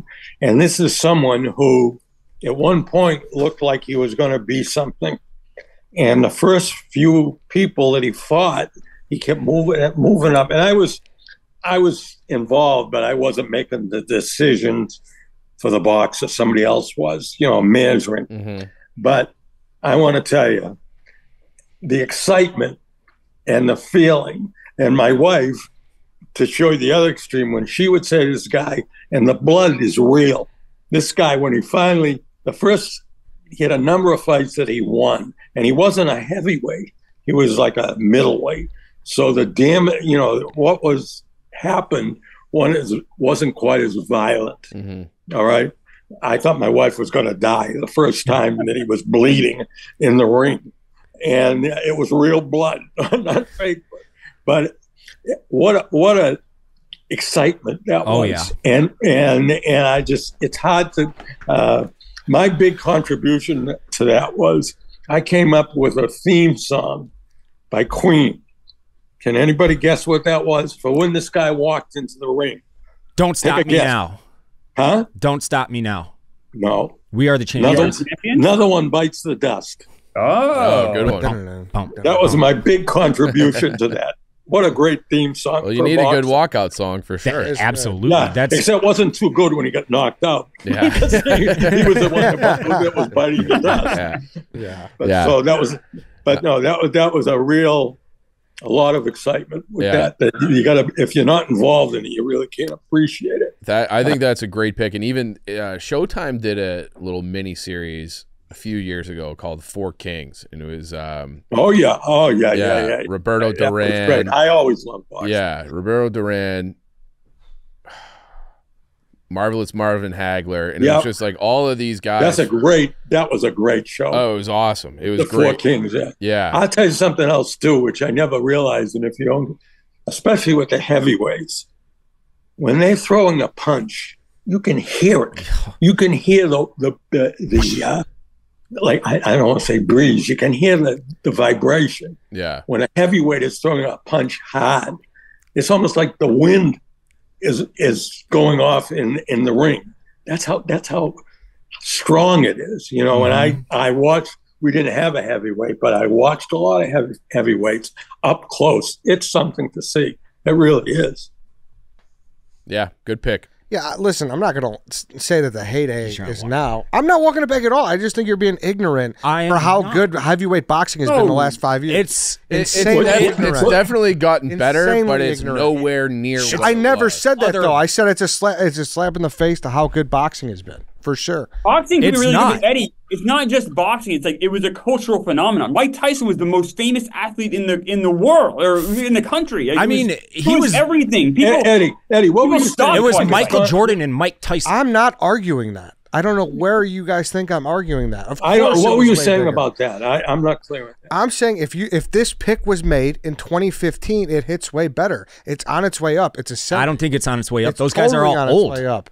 But it's You think it's on its way up now? Yes. challenging Ruiz, I don't agree. Wilder, and Fury right now? I mean, having 3 good ones is something. That's something, but it's those 3, and they're all old. Ngannou's boxing now. Like I don't like, and especially now with the Saudi money, these fights are actually happening.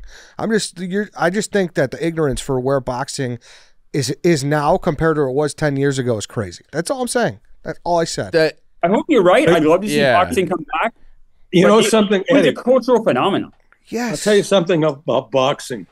Boxing has always been a sport that no matter what era you're talking about, there's always a bunch of people that will say, what you're looking at today is nothing compared to what it was 10 years or 15 years. I think that goes for all sports, that's boxing in particular. I know that people are always saying, you wouldn't believe what it was, you know, when they had these other guys.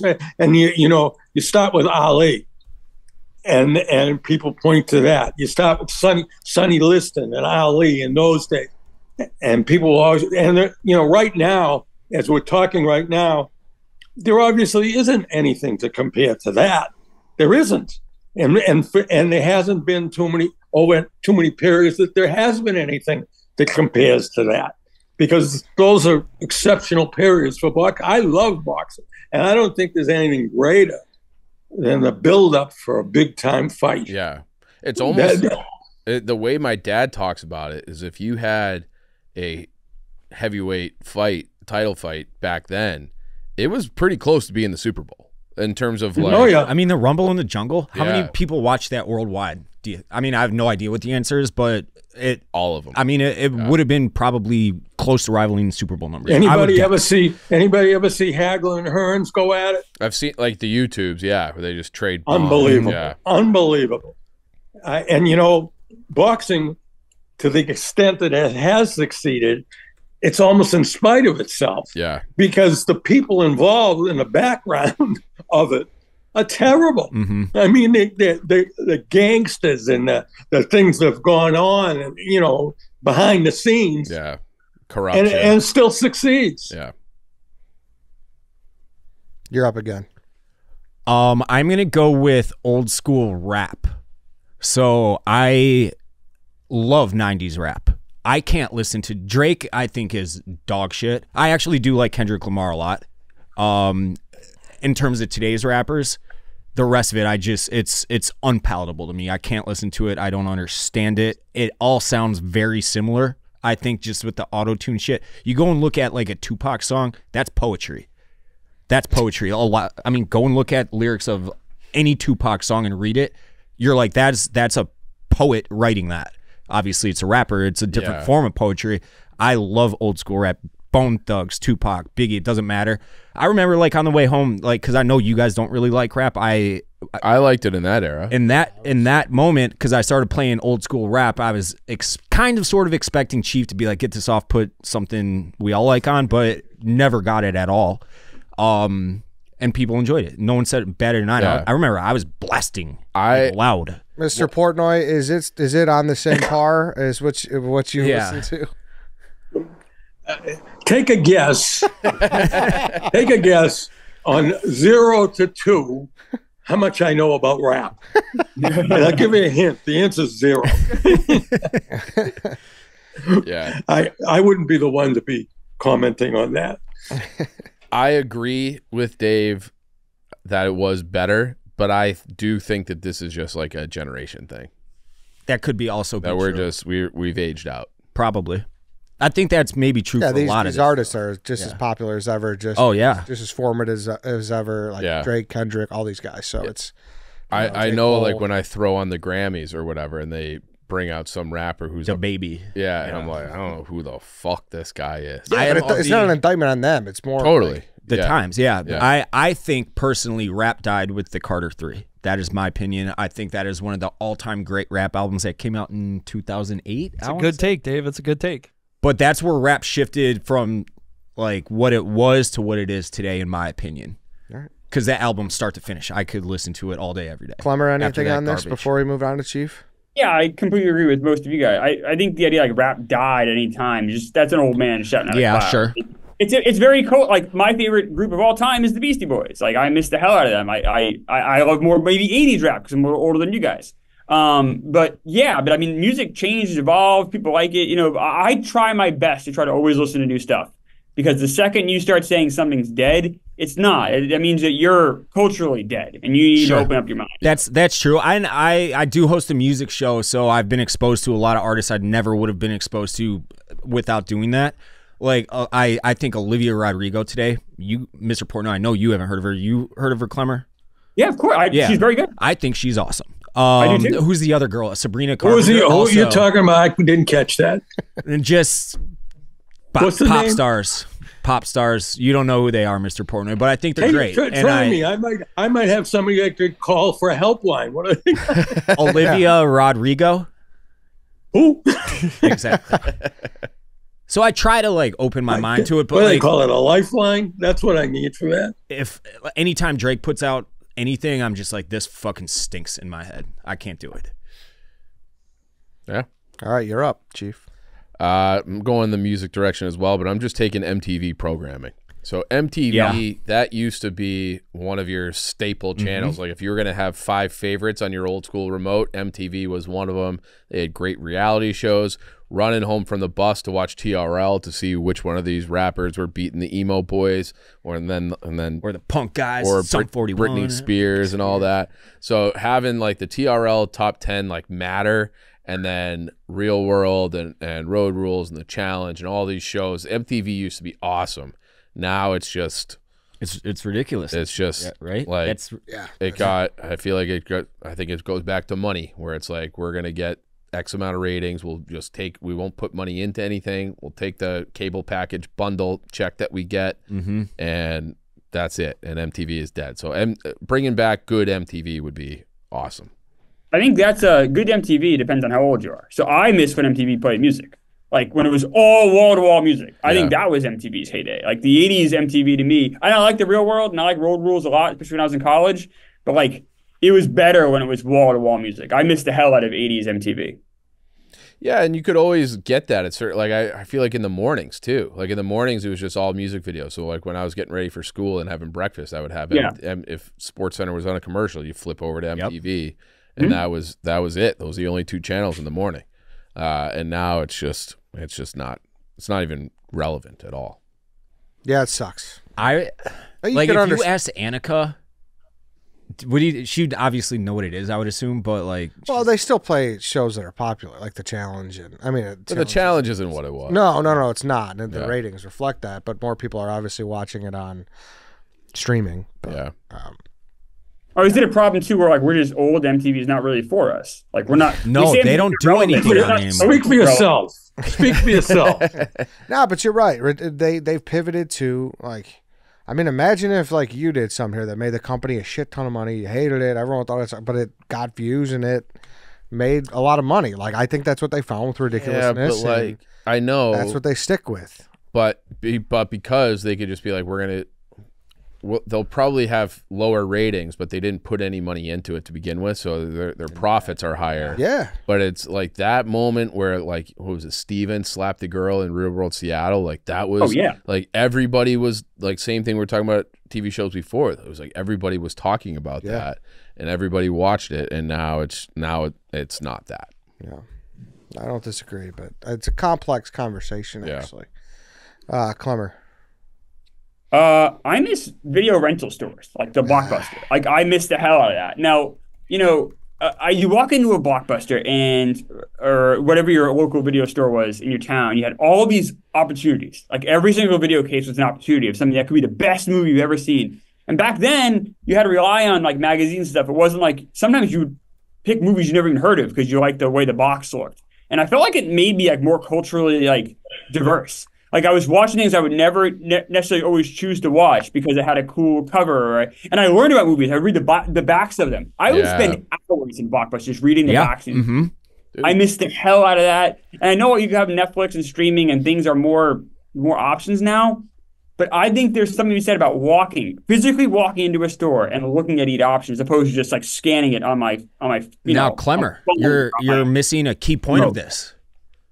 So one of the kids in my neighborhood growing up, his name was Mike. He was, I don't know, maybe 5-6 years older than us. We were all friends with him, family and everything. And his first job is at the local. It was Lion Video, and he had the key to the nudie section in the back, and we took full advantage of that. Full advantage of that nudie section. And that's back when nudie sections meant something, when you didn't have every option on your phone. You know, like, exactly right. Yeah, you had to go out of your way for that. Yeah. So we would have him check the videos out under his parents' name, and we had a little tote box that we buried them by the behind the store. So when you must have thought that kid's parents were the biggest perverts. Probably. I wonder if they ever caught him for that or anything. I haven't talked to him for 25 years, but prank call his parents. We should. Yeah, this was my next pick. Good pick. It was the best. The smell. Yeah. And you would still get, like, the movie theater candy and popcorn at the checkout. Yeah. Oh, yeah. So the new releases, there was like 50 of them. And like, when you walked up, you were just praying that there was like one left. Yeah. The new releases, and you go, you had maybe one left, and you got it. Oh, the best feeling you felt like you won. The return box, you'd hear the cassette just clunk in the bucket at the bottom. I remember that was when you could rent video games too on N64 for $5 for 5 days. So I remember Battle Tanks was a big one we'd rent. All the wrestling games. I love video stores, man. That was like that was my high school dream job, was to work at Blockbuster. Damn. It really was. To like franchise a very one, low or? standard. Aim high. No, to work there. Well, you could have. Well, it was pretty much dead. Yeah. They died when I was kind like of alive, but how long was it before Blockbuster just disintegrated? I think it was like 2008, right? Probably around that. So how long was it a viable business? 20, 30 years, however long. That amount of time. Yeah, people got VCRs in the early 80s. So Blockbuster had the opportunity to buy Netflix in the past. It's like 100. It's one of the greatest business fuck-ups of all time. Yeah. For how much? It was like it was negligible. It was like 100 million. Yes, or something. And now they have no money. Actually, there's one brick and mortar left. Is that what you said? It might have closed recently. In Portland or something. Yeah, it was like Bend, Oregon or something. All right, I'm up. 50 million. That was going to be my pick. Cool. You know what? I'm just going to have fun because I think I'm going to get voted off already. But the prank call thing inspired me to take Ding Dong Ditch. Can't Ding Dong Ditch anymore. Ring doorbells have killed Ding Dong Ditch, unfortunately. That's true. And do doorbells even really? Yeah. Like rings. Everyone's got rings. Do you have a doorbell on your I have a buzzer in my building for packages of food. I guess I do have that. I just never used it. Yeah, doorbells very much exist. Yeah. So your favorite hobby now killed your pick. Yeah, you're right. Yeah. Fucked up. Yeah. Oh, So, do you guys know this, that Eddie's #1 pastime when he goes home is to log in and just watch random Ring cameras? Like creepy Ring cameras. Like, what do you see? I'm telling you, go to YouTube and type in creepy Ring doorbell footage. There's some crazy shit on there. Oh, all right. Yeah. So it's crazy. I think that's a good pick, Ed. Thanks. Mr. Portnoy, you're up. Yeah, I'm a little lost there at this point. Yeah, 2 picks. I got 2 picks. Yep. Last 2. All right. You know what, Bob? It's easy for me to talk about things that bother me. These robocalls that I get now that are so sophisticated that it takes me a certain number of seconds to realize that I'm not speaking to a human being. They're so sophisticated. It's usually for some cheap-ass charity, usually, no offense, related to the police, trying to get some kind of a donation. And they fool me every single time when the guy says, hi, Mike, what are you doing? It's not just 2, it's a couple of sentences before I realize that I'm talking to somebody on a robocall. Very, very sophisticated the way they do it. And of course, it doesn't help that I'm stupid. So they get, I'm the perfect, as far as getting the response to me not hanging up. Yes, that works, but I've never donated once I realize what it is. But that's what happens. And by the way, that's what's going on with politics now. They've adopted all of that. You're getting calls all the time, but you think it's a human being, and it's not. Yeah, I've gotten a few Kamala Harris calls and texts. Yeah. Mr. Portnoy? So what exactly would you bring back then? What would I bring back? Yeah. What I would bring back is the ability for me to just hang up a little quicker. How about this? We'll go with only humans on phones. Humans on phones. Yeah, humans. Yeah, I like that. Yeah. And you know what, Mr. Portnoy? What's that? That's not a you problem. I've been tricked by those, as are the rest of this cast. We've all been tricked by them, even if they won't admit it. They're good, very sophisticated. The call always starts with, hi, Mike.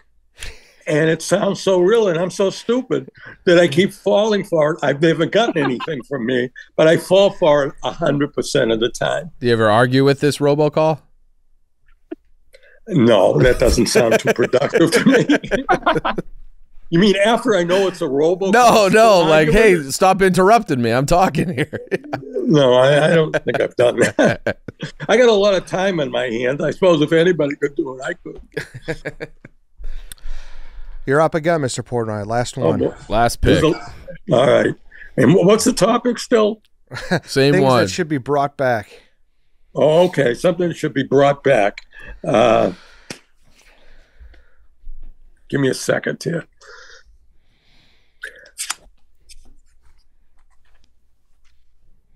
You know what?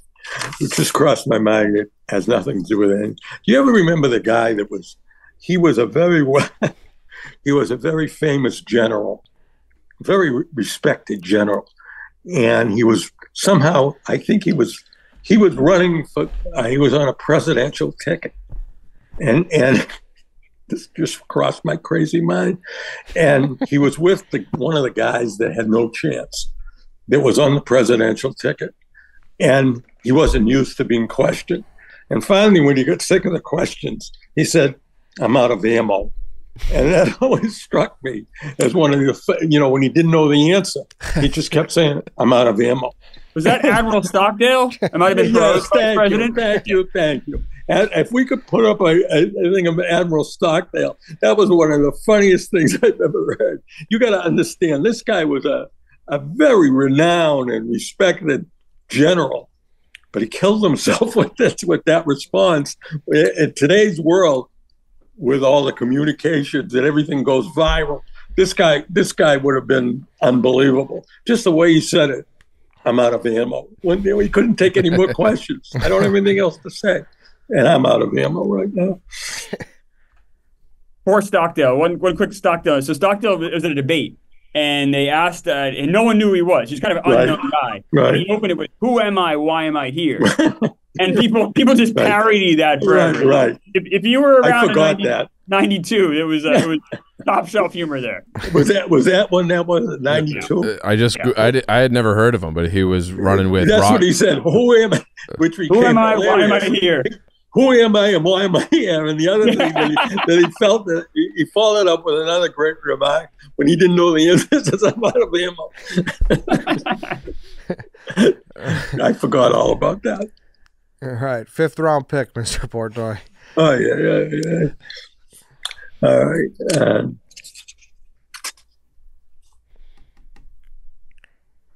You know, everything today, I don't think I said this already, everything is disposable.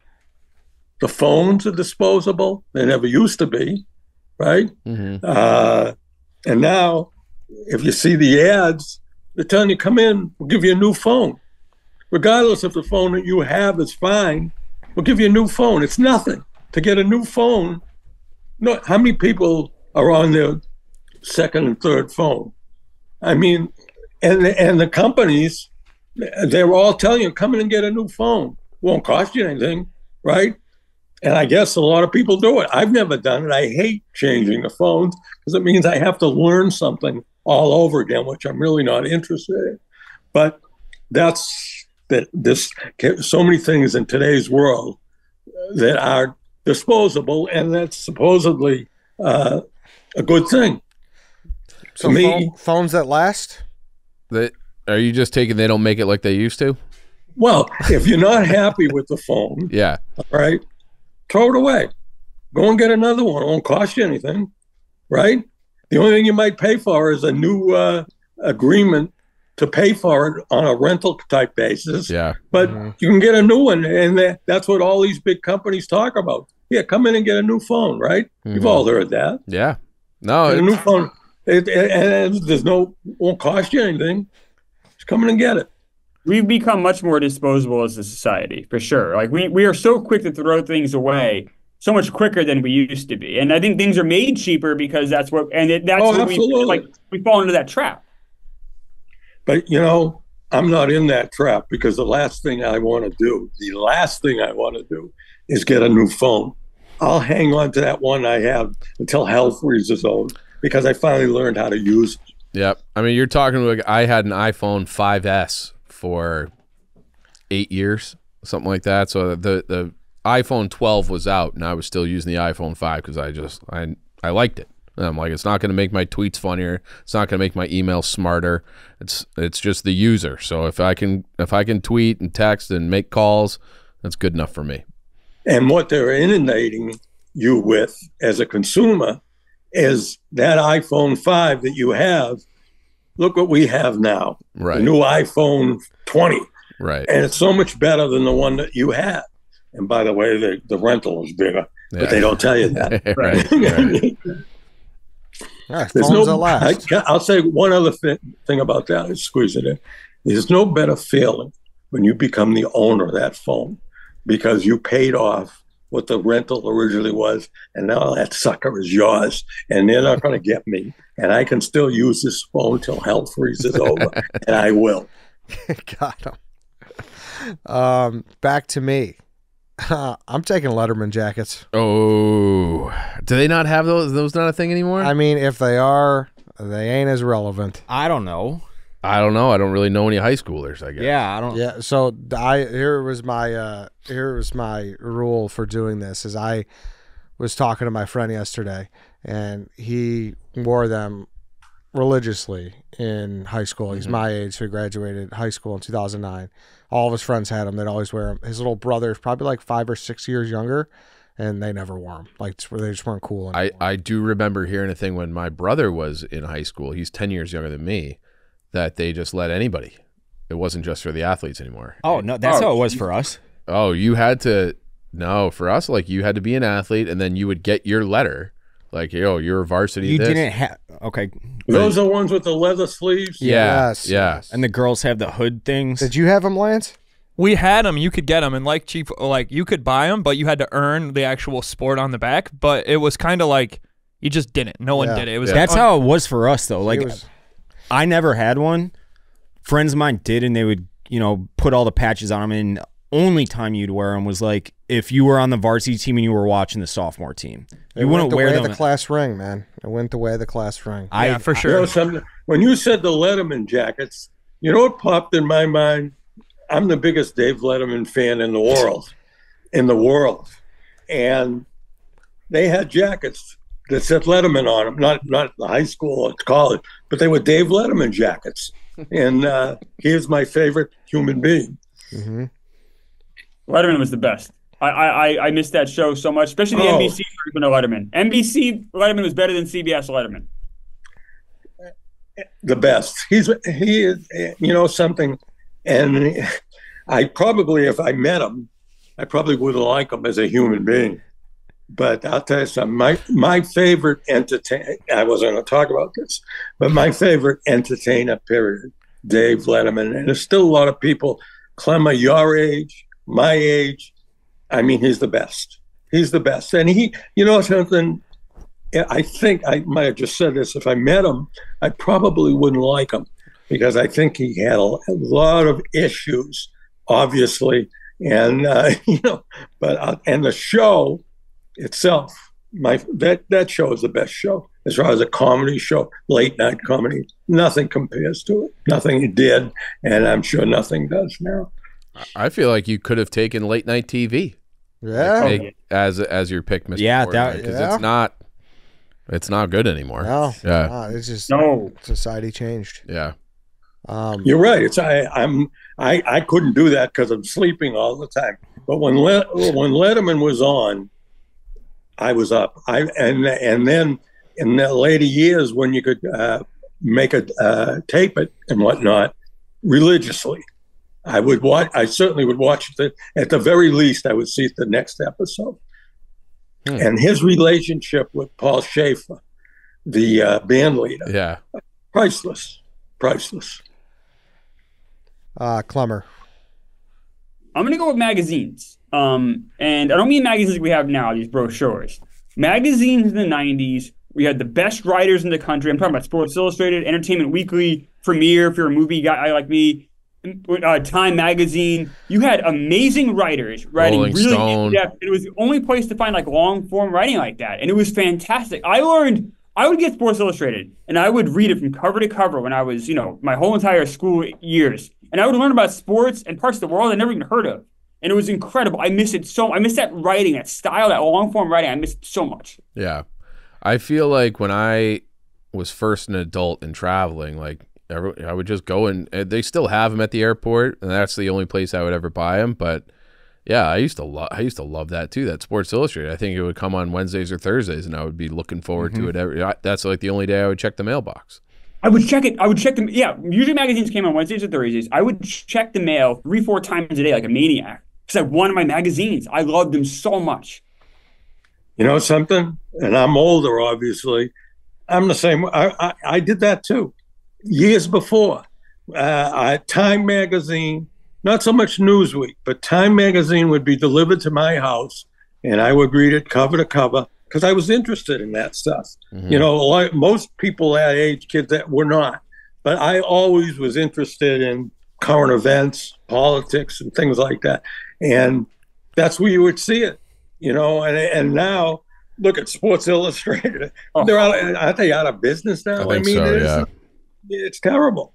It's terrible. And I'll tell you something. The kids they're our age, they don't have the interest in this stuff. You could learn so much about writing by reading, you know, Time, Newsweek religiously. You wouldn't even realize what you will, you know, I'm not talking about content necessarily. I'm talking about writing style, vocabulary, things like that.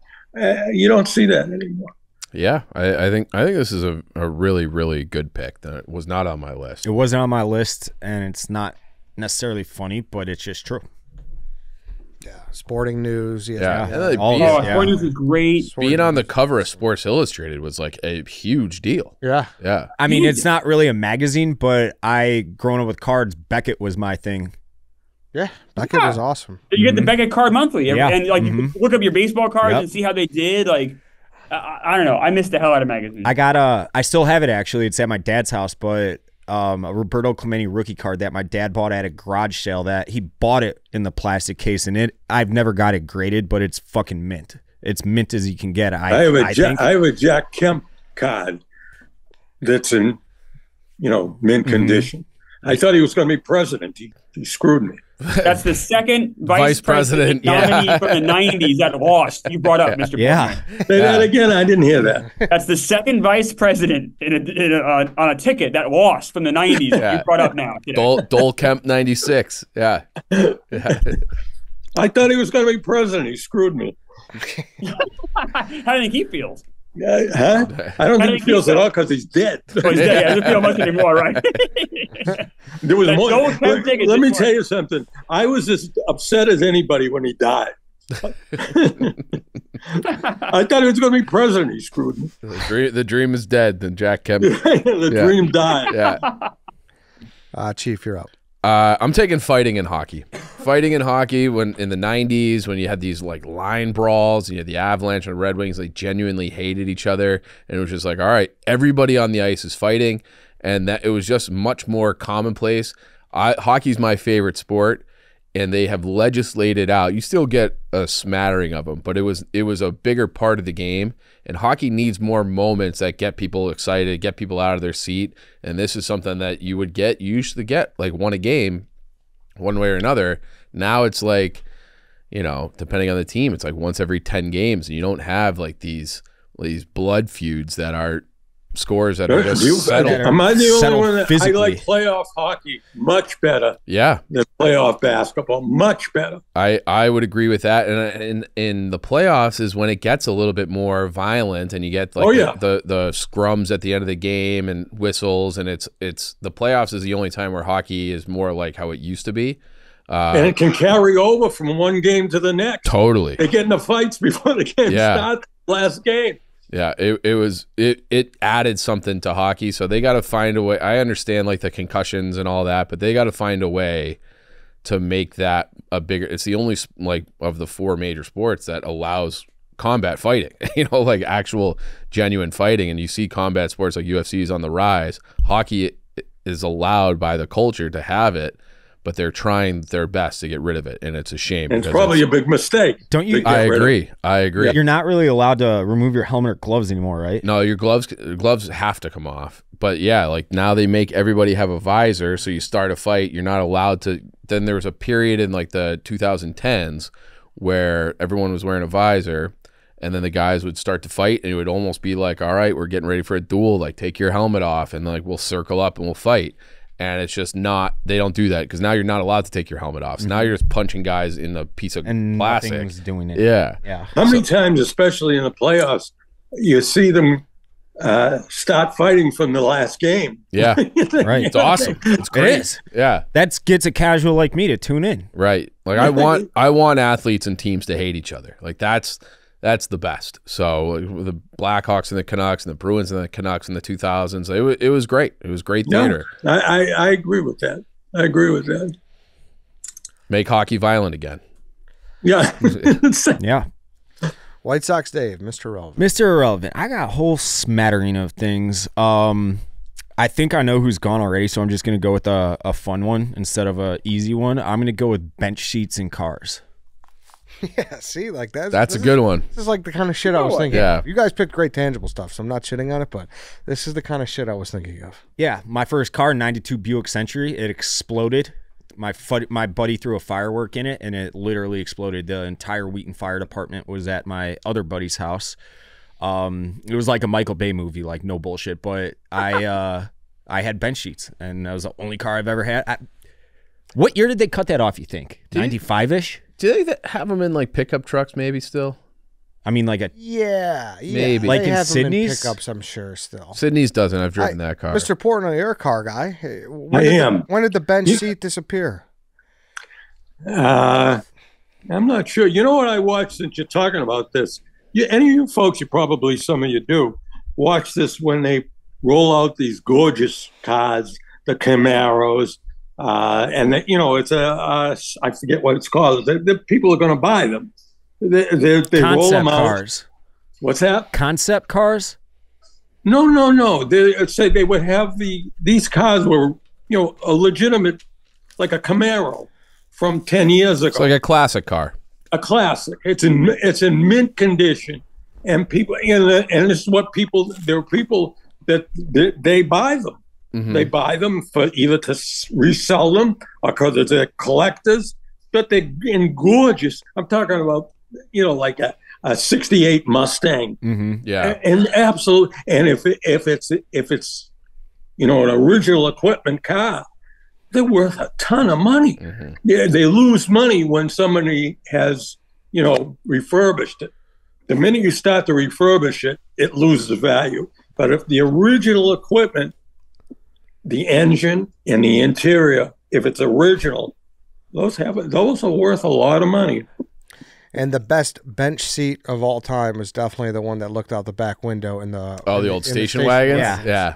I had one, a Ford, Ford with the wood panels. What was the name of the car? I don't know exactly. The station wagon? Yeah, the station wagon. What was the name for it? Wagoneer. That Wagoneer was like a truck, and they had like panels. I'm not talking about a Wagoneer. It was a Ford. I know what you're talking about, but I didn't think it was exclusive to Ford. But no, did those bench seats? A lot of people. Those bench seats have seatbelts. I don't remember. Oh yeah, I think so. Yeah, they did. Not in the old days, but they did in like the 80s and 90s. In the 70s, because I remember going to like old cars when I was a little kid, and you didn't have seatbelts. It was crazy. Yeah. That is crazy. This one says it was the Ford Country Squire station wagon. I don't know. With the wood on the back, on the side. Yeah, the wood. The wood panel. Woody. Yeah. But yeah, I think the wood panel's ever gonna make a comeback. I bet it does, because that's like a fashion trend, and fashions ebbs and flows. So I wouldn't be surprised if it did. Let's do honorable mentions here. Anybody got anything else? I have a few. Okay, give it to us, Dave. Coke in Coca-Cola. I don't know why I had this. I was thinking of some dead guys. I just had Steve Irwin. It'd be nice to have Steve Irwin back, I guess. Cheap groceries, old school video games. We just talked about muscle cars, Mutual Combat, the Miller Lite Man Law commercials, and then airports pre 9/11. No TSA. Yeah. That's no a TSA. good, the only time. That'd be a good one. The only time my dad has ever flown in his entire life was Christmas. It would have been the year 2000, because it was the Christmas before 9/11. And we met him at the gate at Newark Airport. He was flying from Chicago. We were already out in New Jersey visiting my grandparents for the holidays, and he walked off the plane with a handle of Jack Daniels that was half finished. Walked off the plane with it, and it was the drunkest I've ever seen him. Remember, guys, we can do that with trains. You can walk off a train with the same things, but for some reason, well, I've already had this fight at the New York office 2 weeks ago about the TSA. You were about to say something. What are you? I'm just very against the TSA, and I had this huge I'm with fight you. with everybody here in the New York office about it. And like, you would have thought I said the sky is like, purple and raining comets. I said the craziest thing of all time, and it's just not. I understand. Like, obviously, I want to be safe and feel secure in an airport. However, don't trade your liberty for safety, Dave. Don't do it. Chief, if the threat is so real, Dave, then why don't they have it on trains? I mean, can you drive a train into a building and kill 3,000 people? No, but you can kill hundreds and hundreds of people on a train. If you're a terrorist and you can't do it plane, aren't you going to pivot to a train? I mean, they did in other parts of the world. Yeah, they did. did. No security on a train. Yeah. It's almost like maybe the government's putting in all these things so they control us and use our safety as a sort of a way to get their power across. Preach, Klemmer. I've got a couple. Yeah. I had funny commercials at the Super Bowl. Like that used to be such a thing when I was younger. Like funny commercials as a whole, in general. Yeah. I had that as well, but I didn't want to draft it, and I took it off my list because the Geico commercials that are airing right now are my favorite commercials of all time. The Pinocchio commercials make me laugh out loud. Yeah, I know you love those. They're so fucking fun. I had the Quebec Nordiques as a hockey team. Bring them back. And then dressing for occasions. Like I went to a church last week, and it's just like there are people there like in their sweatpants, basically. Like if you're going to something that is formal, whatever it may be, I think you should dress the part. So dressing, and I went to weddings where like no one's wearing a tie, people aren't wearing jackets. Like I think that there should be some level of decorum to what you wear, even to work. I think you should bring back. I mean, we have a different sort of job, I'm not going to lead the charge on this, but just dress it. I'm watching he's wearing clogs. I'm living in the year 2024, but if society said, like, I don't know, I think that there's something about, like, I did the prep school thing where we had to wear shirt, tie, and blazer every day. I felt more focused than I did in public school, and I think it was part of it was like, all right, I'm getting ready, I'm dressing up, I'm going to be sharp, I'm going to be, looking the part. So I think just dressing up for the right occasions. Klemmer? Yeah, my only other one was affordable housing. Like the idea that they make it impossible for kids in their 20s, early 30s to buy a house is a shame. And I don't know how to fix that. I'm not smart enough to know those things. But, my parents, this is before my day even, like my parents would talk about how they were able to buy it. They bought a house in their 20s. Like a lot of people did. I'm guessing Mr. Portnoy knows people when he was younger in their 20s and 30s that were able to buy a house. A kid in their 20s nowadays, they're not going to have the credit. They're not going to have the cash to put down it. It's impossible for a kid in their 20s to buy a house. And that's a shame. It's a shame that you can't start a family the right American way. Yeah, and it's because you get out and you got hundreds of $1,000s of student debt, and then your wages don't go what they used to, and then you have I bought my place a little over 2 years ago, and I lost out to multiple cash offers, and it was probably just some BlackRock, State Street, Vanguard, it was Airbnb, just buying up real estate, and like you can't compete with them, and they get different rates, and maybe that's one way to fix it, Klemmer. Maybe these giant institutions shouldn't be able to mass buy single family homes. Good luck lassoing giant corporations and the banks that then prop them up. That's a whole corruption in this country. It's a whole different thing. It's a shame, but I feel bad for anyone in their 20s that has a kid or two kids and a wife and just wants to buy a house, and it is fucking impossible. My parents never owned a house until I was a sophomore in high school, and when I bought my place, I was like, I am 20 years ahead of where I'm supposed to be right now, and I was 33. Right. And I remember when I had a friend or two that bought in like their mid-late 20s, and I'm like, what the fuck kind of money is this guy making where he can buy a house? Yeah. That's a backwards way of thinking, but that's how we think. And your parents' mortgage was probably like $600. I know what they bought the place for. Yeah. So it's just like it's a totally different landscape. It was 3 times less than what I bought my place for and so just $700. And that doesn't match inflation. Right. My parents bought the first house on Long Island when I was 2 in 1982. It was $40,000. That house now is worth 10, 12, 13x that. Mm-hmm. Inflation is not up 10, 12, 13x. No, something went wrong. It's artificially high. Inflated, right. Bullshit. Yeah. It is bullshit. I have 4 left. Obviously, payphones, which I use as the example. Typewriters. I think it looks sharp. Yeah, I think it looks good. They're Maps? horrible to use, though. Oh, they're so bad. Typewriters? I can't say I've truly ever used one. I don't know that I have they're horrible, Eddie. You make one mistake and it's all fucked up. You got to line it up right. Oh, they're a disaster. Sounds like it. Maps? I love maps. I love the big pull-down ones that were in the classroom back in the day. I loved starting a road trip and like kind of drawing or highlighting your route. Alley. Yeah, I loved maps. I will say the one in your car on your phone. Yeah, I wouldn't want to make that extinct. I'm just saying like it'd be cool to. Maps are great. I have like we'll air quotes it, my art in my house are usually just old maps. Yeah. If you're going to see Powerline, you want to open up a map right there. Yeah. My last one is water beds. Oh, fuck those things. They were horrible. They were so funny though. Like they were so stupid and funny. Weren't they like considered like a luxury item too? Yeah, they were like a rich person thing for a second. Shout out to water beds, man. Mr. Portnoy, anything else before we Did you ever have a water bed, Mr. Portnoy? Oh, we lost him. No. Just let him go. Oh no, did he hit the mute button? He did. No. Oh no, can you hear us, Mr. Portnoy? Top right corner. Top right corner. I think it's a 3rd button. Oh no. At least it's at the end of the show. Yeah, we got all the way to the end. Oh no, I can't sign off properly. He's still talking. I think he could hear us. Top right corner, you got to hit that microphone. It should be red with like saying off or something, like your audio's off. Yeah, he's muted himself. I might say the word mute. I see it. That's all right. We got through the end of the show. All right. Mr. Portnoy, thanks for joining us. You want to FaceTime him and get I'll FaceTime. I'll get his final thoughts. I assume I'm getting voted off, so I'll just chalk it up now. The quill pens was horrible, Eddie. That was just a disaster. I told you where my head was at. Same thing with the benches. Like I was just having fun.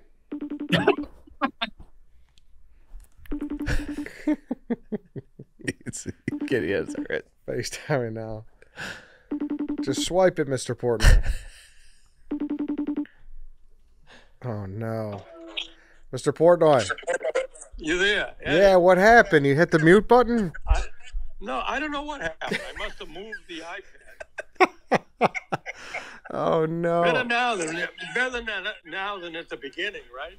Yeah, Totally. exactly. Any last words before we sign off? No. I hope you guys all have a nice year. You too, Mr. Portnoy. We'll see you next summer. Thanks for joining. All right. See you, Mr. Portnoy. See you later. Bye, Mr. Portnoy. All right, then that's it, everyone. Anything else? I voted for you. If we're doing a vote, I voted. Yeah, I voted for Eddie. I voted for myself. okay. All right, then that's Any it. takebacks on the quill pen?